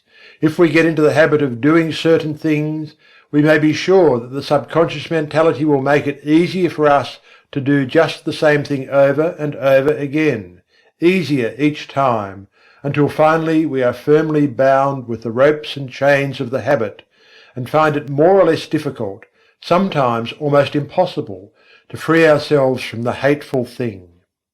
We should cultivate good habits against the hour of need.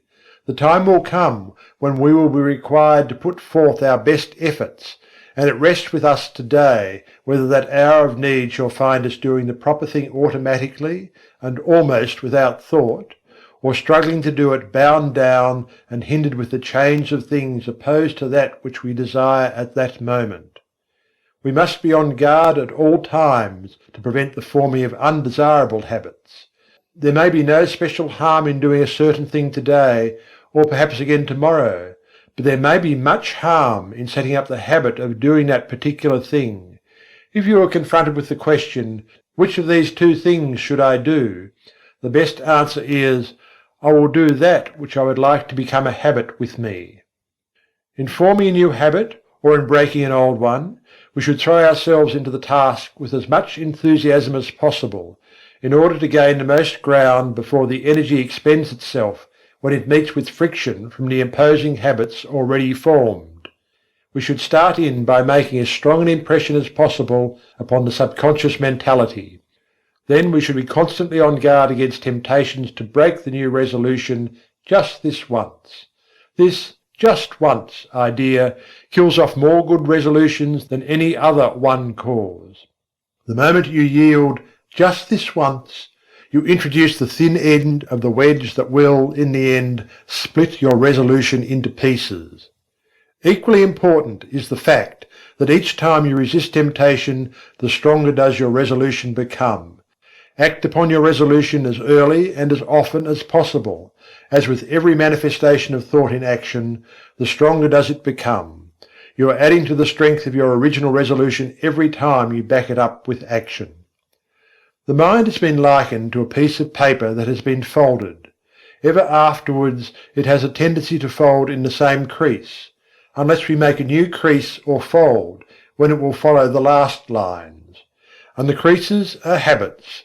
Every time we make one, it is so much easier for the mind to fold along the same crease afterward. Let us make our mental creases in the right direction. Chapter 11. The Psychology of Emotion. One is apt to think of the emotions as independent from habit.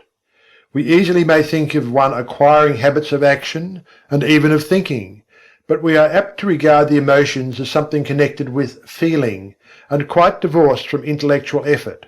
Yet, notwithstanding the distinction between the two, both are dependent largely upon habit, and one may repress, increase, develop, and change one's emotions, just as one may regulate habits of action and lines of thought.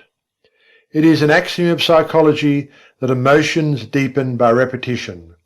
If a person allows a state of feeling to thoroughly take possession of him, he will find it easier to yield to the same emotion the second time, and so on, until a particular emotion or feeling becomes second nature to him.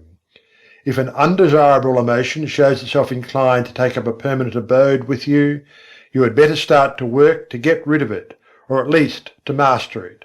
And the best time to do this is at the start, for each repetition renders the habit more firmly entrenched, and the task of dislodging it more difficult. Were you ever jealous? If so, you will remember how insidious was its first approach, how subtly it whispered hateful suggestions into your willing ear, and how gradually it followed up such suggestions until, finally, you began to see green. Jealousy has an effect upon the bile, and causes it to poison the blood. That is why the idea of green is always associated with it. Then you will remember how the thing seemed to grow, taking possession of you until you scarcely could shake it off. You found it much easier to become jealous the next time. It seemed to bring before you all sorts of objects apparently justifying your suspicions and feeling. Everything began to look green. The green-eyed monster waxed fat. And so it is with every feeling or emotion.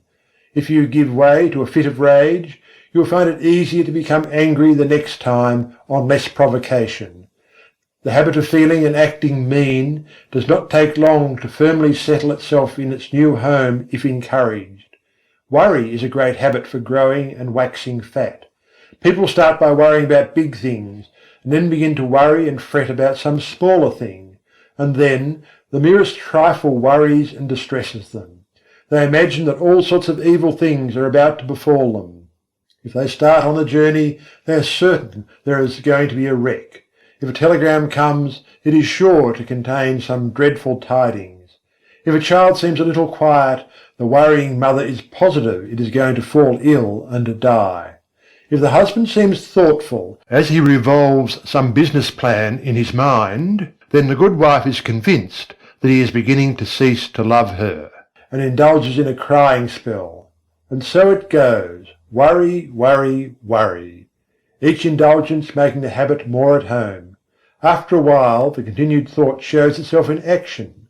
Not only is the mind poisoned by the blue thoughts, but the forehead shows deep lines between the eyebrows, and the voice takes on that whining, rasping tone so common among worry-burdened people.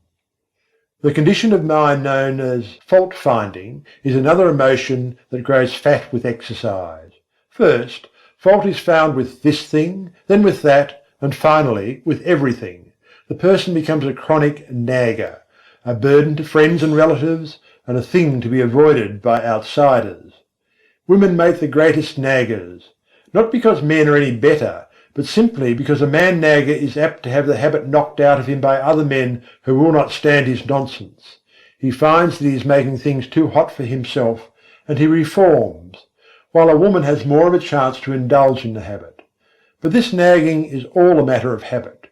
It grows from small beginnings, and each time it is indulged in, it throws out another root, branch or tendril, and fastens itself the closer to the one who has given it soil in which to grow.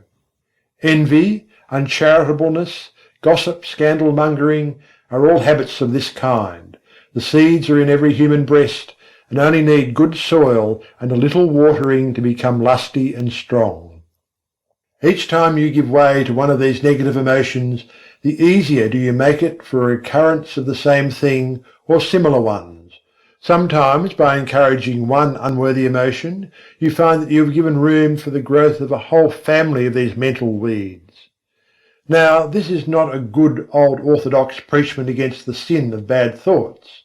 It is merely a calling of your attention to the law underlying the psychology of emotion. Nothing new about it, old as the hills, so old that many of us have forgotten all about it. If you wish to manifest these constantly disagreeable and unpleasant traits, and to suffer the unhappiness that comes from them, by all means do so. That is your own business and privilege. It's none of mine, and I am not preaching at you. It keeps me busy minding my own business and keeping an eye on my own undesirable habits and actions. I am merely telling you the law regarding the matter, and you may do the rest. If you wish to choke out these habits, there are two ways open to you. First, whenever you find yourself indulging in a negative thought or feeling, take right hold of it and say to it firmly and vigorously, "Get out!" It won't like this at first, and will bridle up, curve its back, and snarl like an offended cat. But never mind, just say "scat" to it. The next time it will not be so confident and aggressive. It will have manifested a little of the fear habit. Each time you repress and choke out a tendency of this kind, the weaker it will become, and the stronger will your will be. Professor James says, refuse to express a passion and it dies. Count 10 before venting your anger, and its occasion seems ridiculous. Whistling to keep up courage is no mere figure of speech. On the other hand, sit all day in a moping posture, sigh, and reply to everything with a dismal voice, and your melancholy lingers. There is no more valuable precept in moral education than this, as all who have experience know. If we wish to conquer emotional tendencies in ourselves, we must assiduously, and in the first instance, cold-bloodedly, go through the outward movements of those contrary dispositions we prefer to cultivate. Smooth the brow, brighten the eye, contract the dorsal rather than the ventral aspect of the frame, and speak in a major key, pass the genial compliment, and your heart must be frigid indeed if it does not gradually thaw. Chapter 12. Developing New Brain Cells. I have spoken of the plan of getting rid of undesirable states of feeling by driving them out. But a far better way is to cultivate the feeling or emotion directly opposed to the one you wish to eradicate. We are very apt to regard ourselves as the creatures of our emotions and feelings, and to fancy that these feelings and emotions are we. But such is far from being the truth. It is true that the majority of the race are slaves of their emotions and feelings and are governed by them to a great degree. They think that feelings are things that rule one and from which one cannot free himself, and so they cease to rebel. They yield to the feeling without question, although they may know that the emotion or mental trait is calculated to injure them and to bring unhappiness and failure instead of happiness and success. They say, "We are made that way," and let it go at that. The new psychology is teaching the people better things. It tells them that they are masters of their emotions and feelings, instead of being their slaves.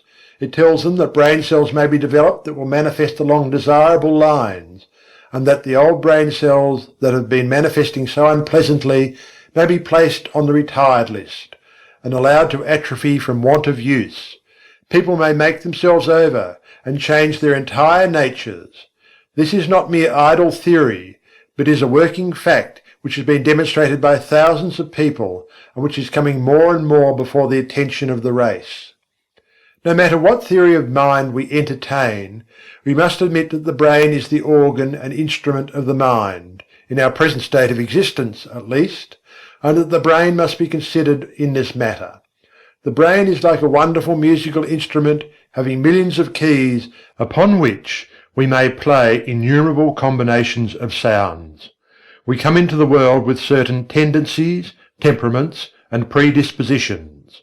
We may account for these tendencies by heredity, or we may account for them upon theories of pre-existence, but the facts remain the same. Certain keys seem to respond to our touch more easily than others. Certain notes seem to sound forth as the current of circumstances sweeps over the strings, and certain other notes are less easily vibrated. But we find, if we but make the effort of the will to restrain the utterance of some of these easily sounded strings, they will grow more difficult to sound, and less liable to be stirred by the passing breeze. And if we will pay attention to some of the other strings that have not been giving forth a clear tone, we will soon get them in good working order. Their notes will chime forth clear and vibrant, and will drown the less pleasant sounds. We have millions of unused brain cells awaiting our cultivation. We are using but a few of them, and some of these we are working to death. We are able to give some of these cells a rest by using other cells. The brain may be trained and cultivated in a manner incredible to one who has not looked into the subject. Mental attitudes may be acquired and cultivated, changed and discarded at will. There is no longer any excuse for people manifesting unpleasant and harmful mental states. We have the remedy in our own hands. We acquire habits of thought, feeling and action by repeated use. We may be born with a tendency in a certain direction, or we may acquire tendencies by suggestions from others, such as the examples of those around us, suggestions from reading, listening to teachers. We are a bundle of mental habits. Each time we indulge in an undesirable thought or habit, the easier does it become for us to repeat that thought or action. Mental scientists are in the habit of speaking of desirable thoughts or mental attitudes as positive, and of the undesirable ones as negative. There is a good reason for this. The mind instinctively recognises certain things as good for the individual to which it belongs, and it clears the path for such thoughts, and interposes the least resistance to them. They have a much greater effect than an undesirable thought possesses, and one positive thought will counteract a number of negative thoughts. The best way to overcome undesirable or negative thoughts and feelings is to cultivate the positive ones. The positive thought is the strongest plant, and will in time starve out the negative one by withdrawing from it the nourishment necessary for its existence. Of course, the negative thought will set up a vigorous resistance at first, for it is a fight for life with it. In the slang words of the time, it sees its finish, if the positive thought is allowed to grow and develop, and consequently it makes things unpleasant for the individual until he has started well into the work of starving it out. Brain cells do not like to be laid on the shelf any more than does any other form of living energy, and they rebel and struggle until they are too weak to do so. The best way is to pay as little attention as possible to these weeds of the mind, but put in as much time as possible watering, caring for, and attending to the new and beautiful plants in the garden of the mind. For instance, if you are apt to hate people, you can best overcome the negative thought by cultivating love in its place. Think love, and act it out as often as possible. Cultivate thoughts of kindness, and act as kindly as you can to everyone with whom you come in contact. You will have trouble at the start, but gradually love will master hate, and the latter will begin to droop and wither. If you have a tendency towards the blues, cultivate a smile and a cheerful view of things. Insist upon your mouth wearing upturned corners, and make an effort of the will to look upon the bright side of things. The blue devils will set up a fight, of course, but pay no attention to them. Just go on cultivating optimism and cheerfulness. Let bright, cheerful and happy be your watchword, and try to live it out. These recipes may seem very old and time-worn, but they are psychological truths and may be used by you to advantage. If you once comprehend the nature of the thing, the affirmations and autosuggestions of the several schools may be understood and taken advantage of. You may make yourself energetic instead of slothful, active instead of lazy by this method. It is all a matter of practice and steady work. New Thought people often have much to say about holding the thought, and indeed it is necessary to hold the thought in order to accomplish results. But something more is needed. You must act out the thought until it becomes a fixed habit with you. Thoughts take form in action, and in turn actions influence thought. So by acting out certain lines of thought, the actions react upon the mind, and increase the development of the part of the mind having close relation to the act. Each time the mind entertains a thought, the easier becomes the resulting action, and each time an act is performed, the easier becomes the corresponding thought. So you see the thing works both ways, action and reaction. If you feel cheerful and happy, it is very natural for you to laugh, and if you will laugh a little, you will begin to feel bright and cheerful. Do you see what I am trying to get at? Here it is in a nutshell. If you wish to cultivate a certain habit of action, begin by cultivating the mental attitude corresponding to it. And as a means of cultivating that mental attitude, start to act out, or go through the motions of the act corresponding to the thought. Now see if you can not apply this rule. Take up something that you really feel should be done, but which you do not feel like doing. Cultivate the thought leading up to it. Say to yourself, I like to do so-and-so, and then go through the motions, cheerfully, remember, and act out the thought that you like to do the thing. Take an interest in the doing, study out the best way to do it, put brains into it, take a pride in it, and you will find yourself doing the thing with a considerable amount of pleasure and interest. You will have cultivated a new habit. If you prefer trying it on some mental tray of which you wish to be rid, it will work the same way. Start in to cultivate the opposite tray, and think it out, and act it out for all you are worth. Then watch the change that will come over you. Don't be discouraged at the resistance you will encounter at first, but sing gaily, I can and I will, and get to work in earnest. The important thing in this work is to keep cheerful and interested. If you manage to do this, the rest will be easy. End of Thought Vibration, or The Law of Attraction in the Thought World, Part 3, Chapters 9 to 12. Read by Algie Pug. Thought Vibration, or The Law of Attraction in the Thought World, Part 4, Chapters 13 to 16. Chapter 13. The Attractive Power, Desire Force. We have discussed the necessity of getting rid of fear, that your desire may have full strength with which to work. Supposing that you have mastered this part of the task, or at least started on the road to mastery, I will now call your attention to another important branch of the subject. I allude to the subject of mental leaks. No, I don't mean the leakage arising from your failure to keep your own secrets. That is also important, but forms another story. The leakage I am now referring to is in that occasioned by the habit of having attention attracted to and distracted by every passing fancy. In order to attain a thing, it is necessary that the mind should fall in love with it, and be conscious of its existence, almost to the exclusion of everything else. You must get in love with the thing you wish to attain, just as much as you would if you were to meet the girl or man you wished to marry. I do not mean that you should become a monomaniac upon the subject, and should lose all interest in everything else in the world. That won't do, for the mind must have recreation and change. But I do mean that you must be so set upon the desired thing that all else will seem of secondary importance. A man in love may be pleasant to everyone else, and may go through the duties and pleasures of life with good spirit, but underneath it all he is humming to himself, "Just one girl," and every one of his actions is bent toward getting that girl, and making a comfortable home for her. Do you see what I mean? You must get in love with the thing you want, and you must get in love with it in earnest. None of this latter-day flirting, on today and off tomorrow sort of love, but the good old-fashioned kind, that used to make it impossible for a young man to get to sleep unless he took a walk around his best girl's house, just to be sure it was still there. That's the real kind.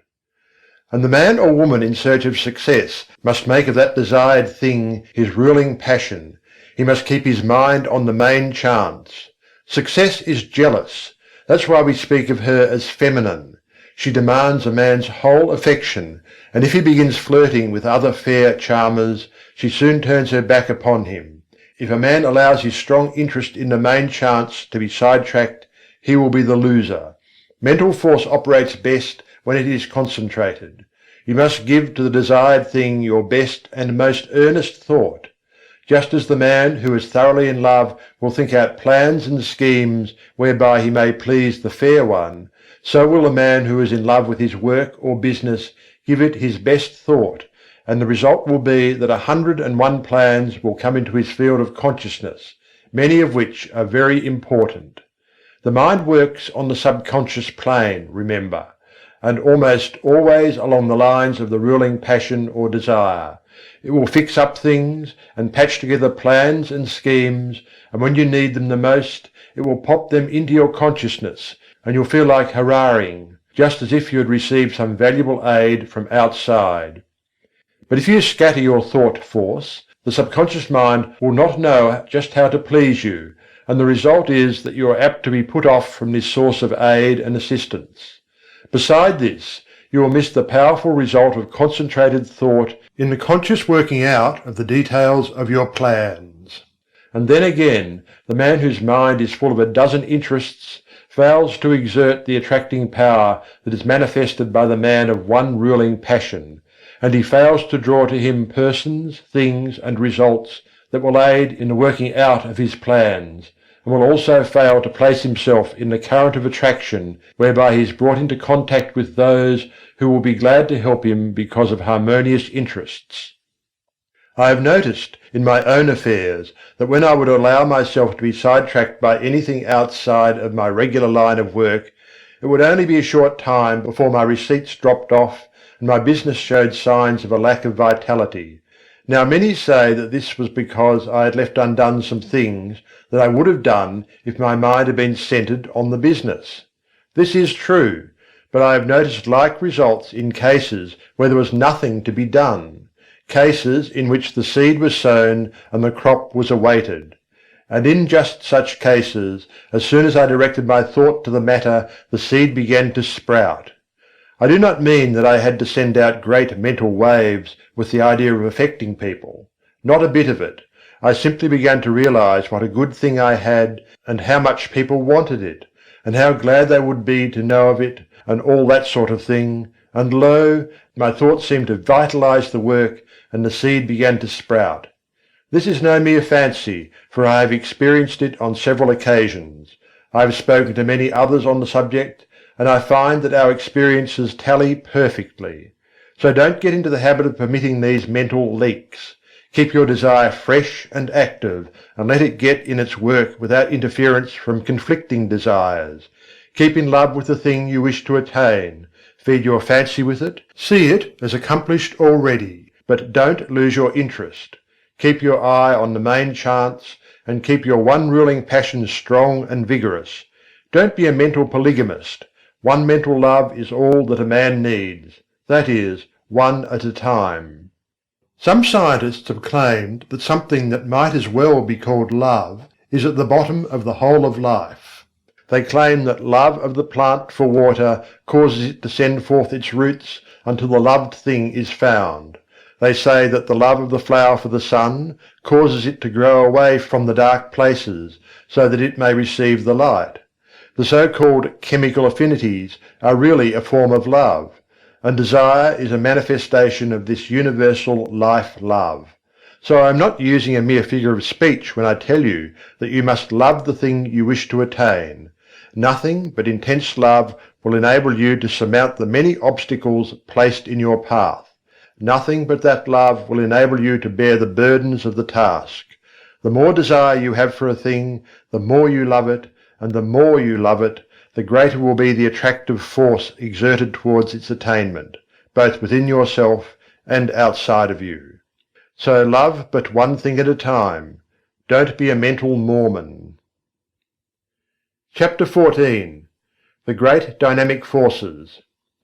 You have noticed the difference between the successful and strong men in any walk of life, and the unsuccessful weak men around them. You are conscious of the widely differing characteristics of the two classes, but somehow find it difficult to express just in what the difference lies. Let us take a look at the matter.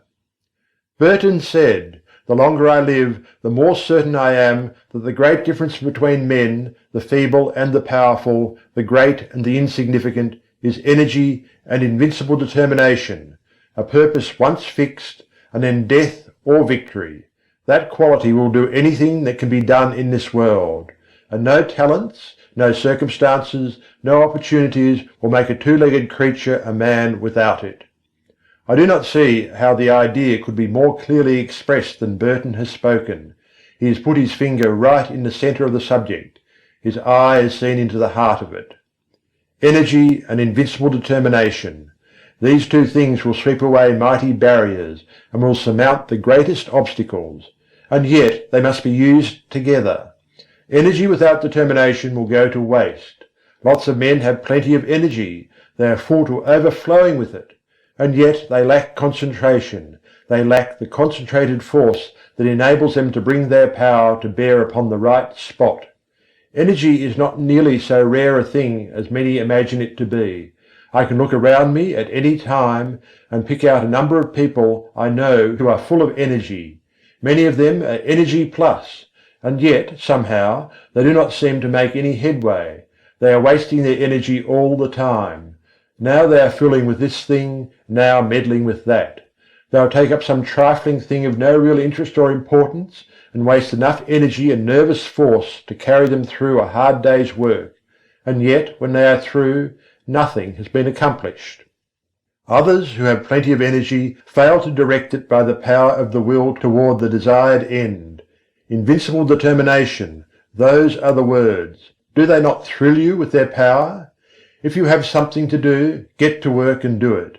Marshal your energy, and then guide and direct it by your will. Bestow upon it that invincible determination, and you will do the thing. Everyone has within him a giant will, but the majority of us are too lazy to use it. We cannot get ourselves nerved up to the point at which we can say, truthfully, I will. If we can but pluck up our courage to that point, and will then pin it in place so that it will not slip back, we will be able to call into play that wonderful power, the human will. Man, as a rule, has but the faintest conception of the power of the will, but those who have studied along the occult teachings know that the will is one of the great dynamic forces of the universe, and if harnessed and directed properly, it is capable of accomplishing almost miraculous things. Energy and invincible determination. Aren't they magnificent words? Commit them to memory, press them like a die into the wax of your mind, and they will be a constant inspiration to you in hours of need. If you can get these words to vibrating in your being, you will be a giant among pygmies. Say these words over and over again, and see how you are filled with new life, see how your blood will circulate, how your nerves will tingle. Make these words a part of yourself, and then go forth anew into the battle of life, encouraged and strengthened. Put them into practice. Energy and invincible determination. Let that be your motto in your workaday life, and you will be one of those rare men who are able to do things. Many persons are deterred from doing their best by the fact that they underrate themselves by comparison with the successful ones of life, or rather, overrate the successful ones by comparison with themselves.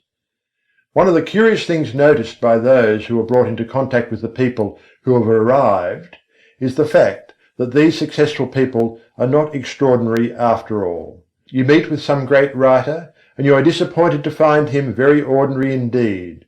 He does not converse brilliantly, and, in fact, you know a score of everyday people who seem far more brilliant than this man who dazzles you by his brightness in his books. You meet some great statesman, and he does not seem nearly so wise as lots of old fellows in your own village, who waste their wisdom upon the desert air.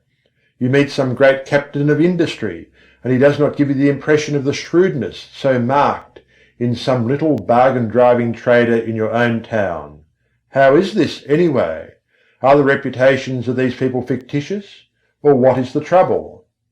The trouble is this: you have imagined these people to be made of superior metal, and are disappointed to find them made of the same stuff as yourself and those about you. But, you ask, wherein does their greatness of achievement lie? Chiefly in this: belief in themselves and in their inherent power, in their faculty to concentrate on the work in hand when they are working, and in their ability to prevent leaks of power when they are not working. They believe in themselves and make every effort count. Your village wise man spills his wisdom on every corner and talks to a lot of fools, when if he really were wise he would save up his wisdom and place it where it would do some work. The brilliant writer does not waste his wit upon every corner. In fact, he shuts the drawer in which he contains his wit, and opens it only when he is ready to concentrate and get down to business. The captain of industry has no desire to impress you with his shrewdness and smartness. He never did, even when he was young. While his companions were talking and boasting and blowing, this future successful financier was sawing wood and saying nothing. The great people of the world, that is, those who have arrived, are not very different from you or me or the rest of us. All of us are about the same at the base. You have only to meet them to see how very ordinary they are, after all. But don't forget the fact that they know how to use the material that is in them, while the rest of the crowd does not, and, in fact, even doubts whether the true stuff is there. The man or woman who gets there usually starts out by realizing that he or she is not so very different, after all, from the successful people that they hear so much about. This gives them confidence, and the result is they find out they are able to do things. Then they learn to keep their mouths closed and to avoid wasting and dissipating their energy. They store up energy and concentrate it upon the task at hand, while their companions are scattering their energies in every direction, trying to show off and let people know how smart they are. The man or woman who gets there prefers to wait for the applause that follows deed accomplished, and cares very little for the praise that attends promises of what we expect to do some day, or an exhibition of smartness without works. One of the reasons that people who are thrown in with successful men often manifest success themselves is that they are able to watch the successful man and sort of catch the trick of his greatness. They see that he is an everyday sort of man, but that he thoroughly believes in himself, and also that he does not waste energy, but reserves all his force for the actual tasks before him. And, profiting by example, they start to work and put the lesson into practice in their own lives. Now, what is the moral of this talk? Simply this: don't undervalue yourself or overvalue others. Realize that you are made of good stuff and that locked within your mind are many good things. Then get to work and unfold those good things and make something out of that good stuff. Do this by attention to the things before you, and by giving to each the best that is in you, knowing that plenty of more good things are in you ready for the fresh tasks that will come. Put the best of yourself into the undertaking on hand, and do not cheat the present task in favour of some future one. Your supply is inexhaustible, and don't waste your good stuff on the crowd of gapers, watchers and critics who are standing around watching you work.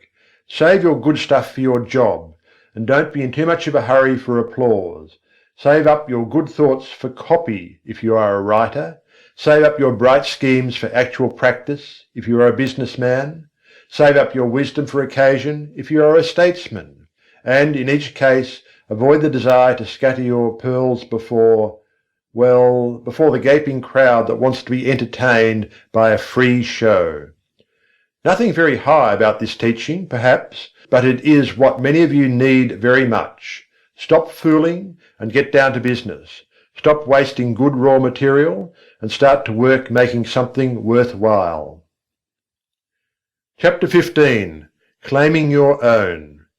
In a recent conversation I was telling a woman to pluck up courage and to reach out for a certain good thing for which she had been longing for many years and which at last appeared to be in sight.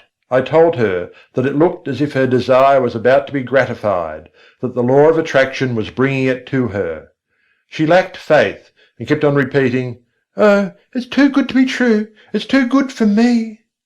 She had not emerged from the worm of the dust stage, and although she was in sight of the promised land, she refused to enter it because it was too good for her.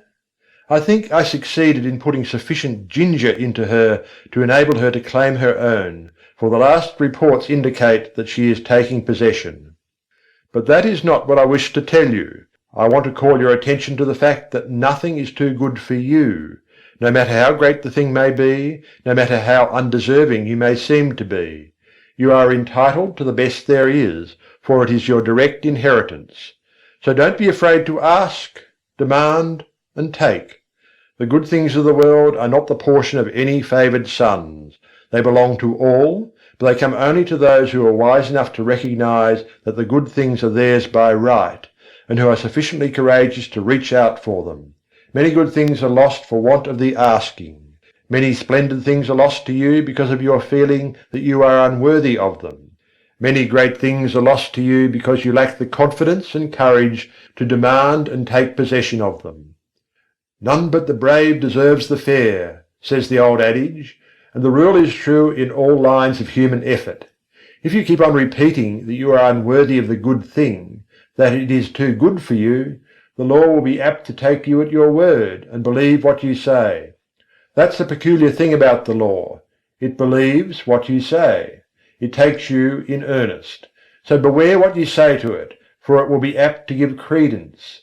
Say to it that you are worthy of the best there is, and that there is nothing too good for you, and you will be likely to have the law take you in earnest and say, "I guess he is right. I'm going to give him the whole bake shop if he wants it. He knows his rights, and what's the use of trying to deny it to him?" But if you say, "Oh, it's too good for me," the law will probably say, "Well, I shouldn't wonder but that is so. Surely he ought to know, and it isn't for me to contradict him." And so it goes. Why should anything be too good for you? Did you ever stop to think just what you are? You are a manifestation of the whole thing and have a perfect right to all there is. Or, if you prefer it this way, you are a child of the infinite and are heir to it all. You are telling the truth in either statement, or both. At any rate, no matter what you ask, you are merely demanding your own, and the more in earnest you are about demanding it, the more confident you are of receiving it, the more will you use in reaching out for it, the surer you will be to obtain it. Strong desire, confident expectation, courage in action, these things bring to you your own. But before you put these forces into effect, you must awaken to a realization that you are merely asking for your own, and not for something to which you have no right or claim. So long as there exists in your mind the last sneaking bit of doubt as to your right to the things you want, you will be setting up a resistance to the operation of the law. You may demand as vigorously as you please, but if you will lack the courage to act, if you have a lingering doubt of your right to the thing you want, if you persist in regarding the desired thing as if it belonged to another instead of to yourself, you will be placing yourself in the position of the covetous or envious man, or even in the position of the tempted thief. In such a case your mind will revolt at proceeding with the work, for it instinctively will recoil from the idea of taking what is not your own. The mind is honest. But when you realize that the best the universe holds belongs to you as a divine heir, and that there is enough for all without your robbing anyone else, then the friction is removed and the barrier broken down, and the law proceeds to do its work. I do not believe in this humble business. This meek and lowly attitude does not appeal to me. There is no sense in it at all. The idea of making a virtue of such things when man is the heir of the universe and is entitled to whatever he needs for his growth, happiness and satisfaction. I do not mean that one should assume a blustering and domineering attitude of mind. That is also absurd, for true strength does not so exhibit itself. The blusterer is a self-confessed weakling. He blusters to disguise his weakness. The truly strong man is calm, self-contained, and carries with him a consciousness of strength which renders unnecessary the bluster and fuss of assumed strength. But get away from this hypnotism of humility, this meek and lowly attitude. Remember the horrible example of Uriah Heep, and beware of imitating him. Throw back your head and look the world square in the face. There's nothing to be afraid of. The world is apt to be as much afraid of you as you are of it, anyway. Be a man or woman and not a crawling thing. And this applies to your mental attitude as well as to your outward demeanour. Stop this crawling in your mind. See yourself as standing erect and facing life without fear, and you will gradually grow into your ideal. There is nothing that is too good for you. Not a thing. The best there is not beginning to be good enough for you, for there are still better things ahead. The best gift that the world has to offer is a mere bauble compared to the great things in the cosmos that await your coming of age. So don't be afraid to reach out for these playthings of life, these baubles of this plane of consciousness. Reach out for them, grab a whole fistful, play with them until you are tired. That's what they are made for anyway. They are made for our express use, not to look at, but to be played with, if you desire. Help yourself. There's a whole shop full of these toys awaiting your desire, demand, and taking. Don't be bashful. Don't let me hear any more of this silly talk about things being too good for you. Pshaw! You have been like the Emperor's little son, thinking that the tin soldiers and the toy drum were far too good for him, and refusing to reach out for them. But you don't find this trouble with children as a rule. They instinctively recognize that nothing is too good for them. They want all that is in sight to play with, and they seem to feel that the things are theirs by right. And that is the condition of mind that we seekers after the divine adventure must cultivate.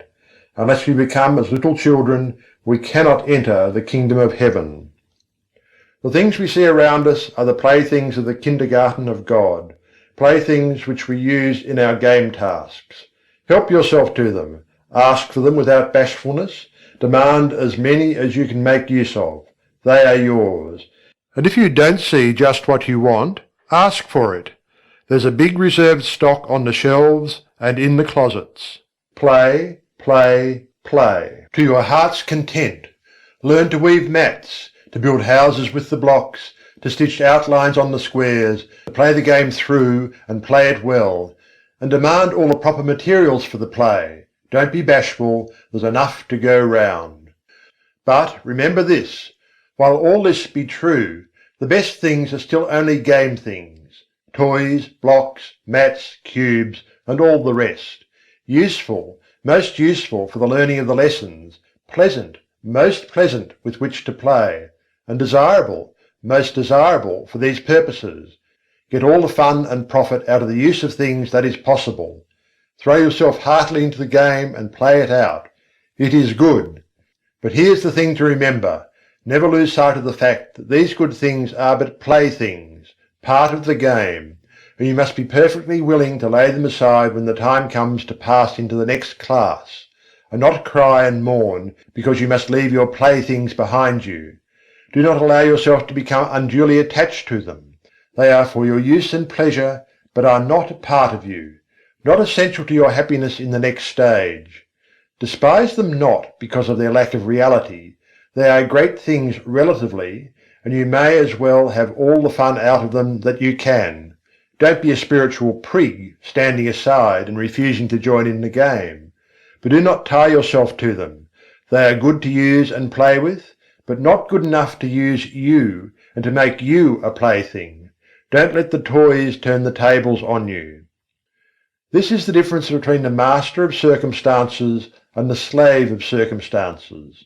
The slave thinks that these playthings are real, and that he is not good enough to have them. He gets only a few toys because he is afraid to ask for more, and he misses most of the fun. And then, considering the toys to be real, and not realizing that there are plenty more where these came from, he attaches himself to the little trinkets that have come his way, and allows himself to be made a slave of them. He is afraid that they may be taken away from him, and he is afraid to toddle across the floor and help himself to the others. The master knows that all are his for the asking. He demands that which he needs from day to day, and does not worry about overloading himself, for he knows that there are lots more, and that he cannot be cheated out of them. He plays, and plays well, and has a good time in the play, and he learns his kindergarten lessons in the playing. But he does not become too attached to his toys. He is willing to fling away the worn-out toys and reach out for a new one, and when he is called into the next room for promotion, he drops on the floor the worn-out toys of the day, and with glistening eyes and confident attitude of mind marches into the next room, into the great unknown, with a smile on his face. He is not afraid, for he hears the voice of the teacher and knows that she is there waiting for him, in that next great room. Chapter 16. Law, not Chance. Some time ago I was talking to a man about the attractive power of thought. He said that he did not believe that thought could attract anything to him, and that it was all a matter of luck. He had found, he said, that ill luck relentlessly pursued him, and that everything he touched went wrong. It always had, and always would, and he had grown to expect it. When he undertook a new thing, he knew beforehand that it would go wrong, and that no good would come of it. Oh no, there wasn't anything in the theory of attractive thought. So far as he could see, it was all a matter of luck. This man failed to see that by his own confession he was giving a most convincing argument in favour of the law of attraction. He was testifying that he was always expecting things to go wrong, and that they always came about as he expected. He was a magnificent illustration of the law of attraction, but he didn't know it, and no argument seemed to make the matter clear to him. He was up against it, and there was no way out of it. He always expected the ill luck, and every occurrence proved that he was right, and that the mental science position was all nonsense.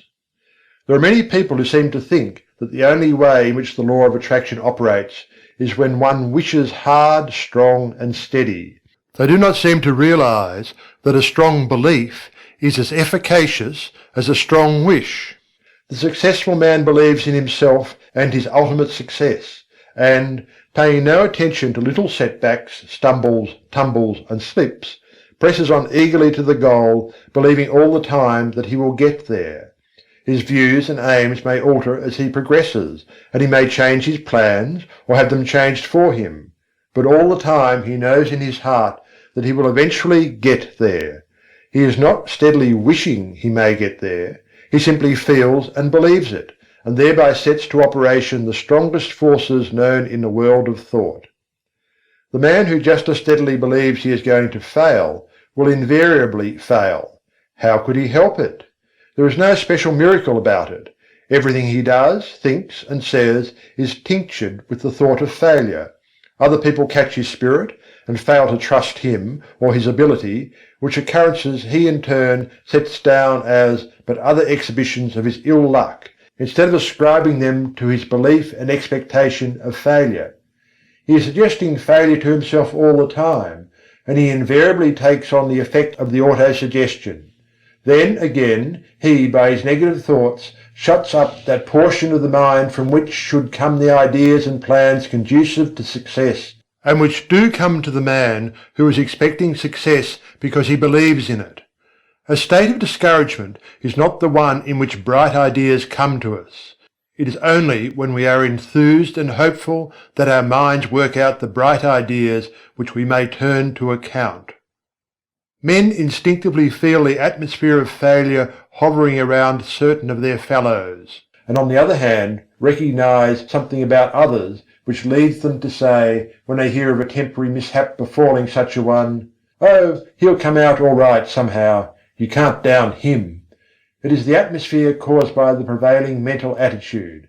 Clear up your mental atmosphere. There is no such thing as chance.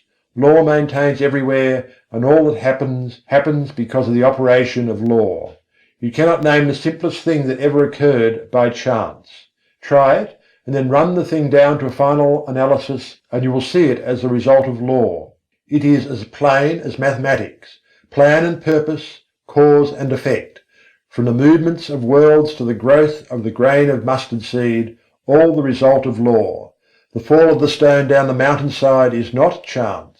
Forces which had been in operation for centuries caused it, and back of that cause were other causes, and so on until the causeless cause is reached. And life is not the result of chance. The law is here too. The law is in full operation whether you know it or not, whether you believe in it or not.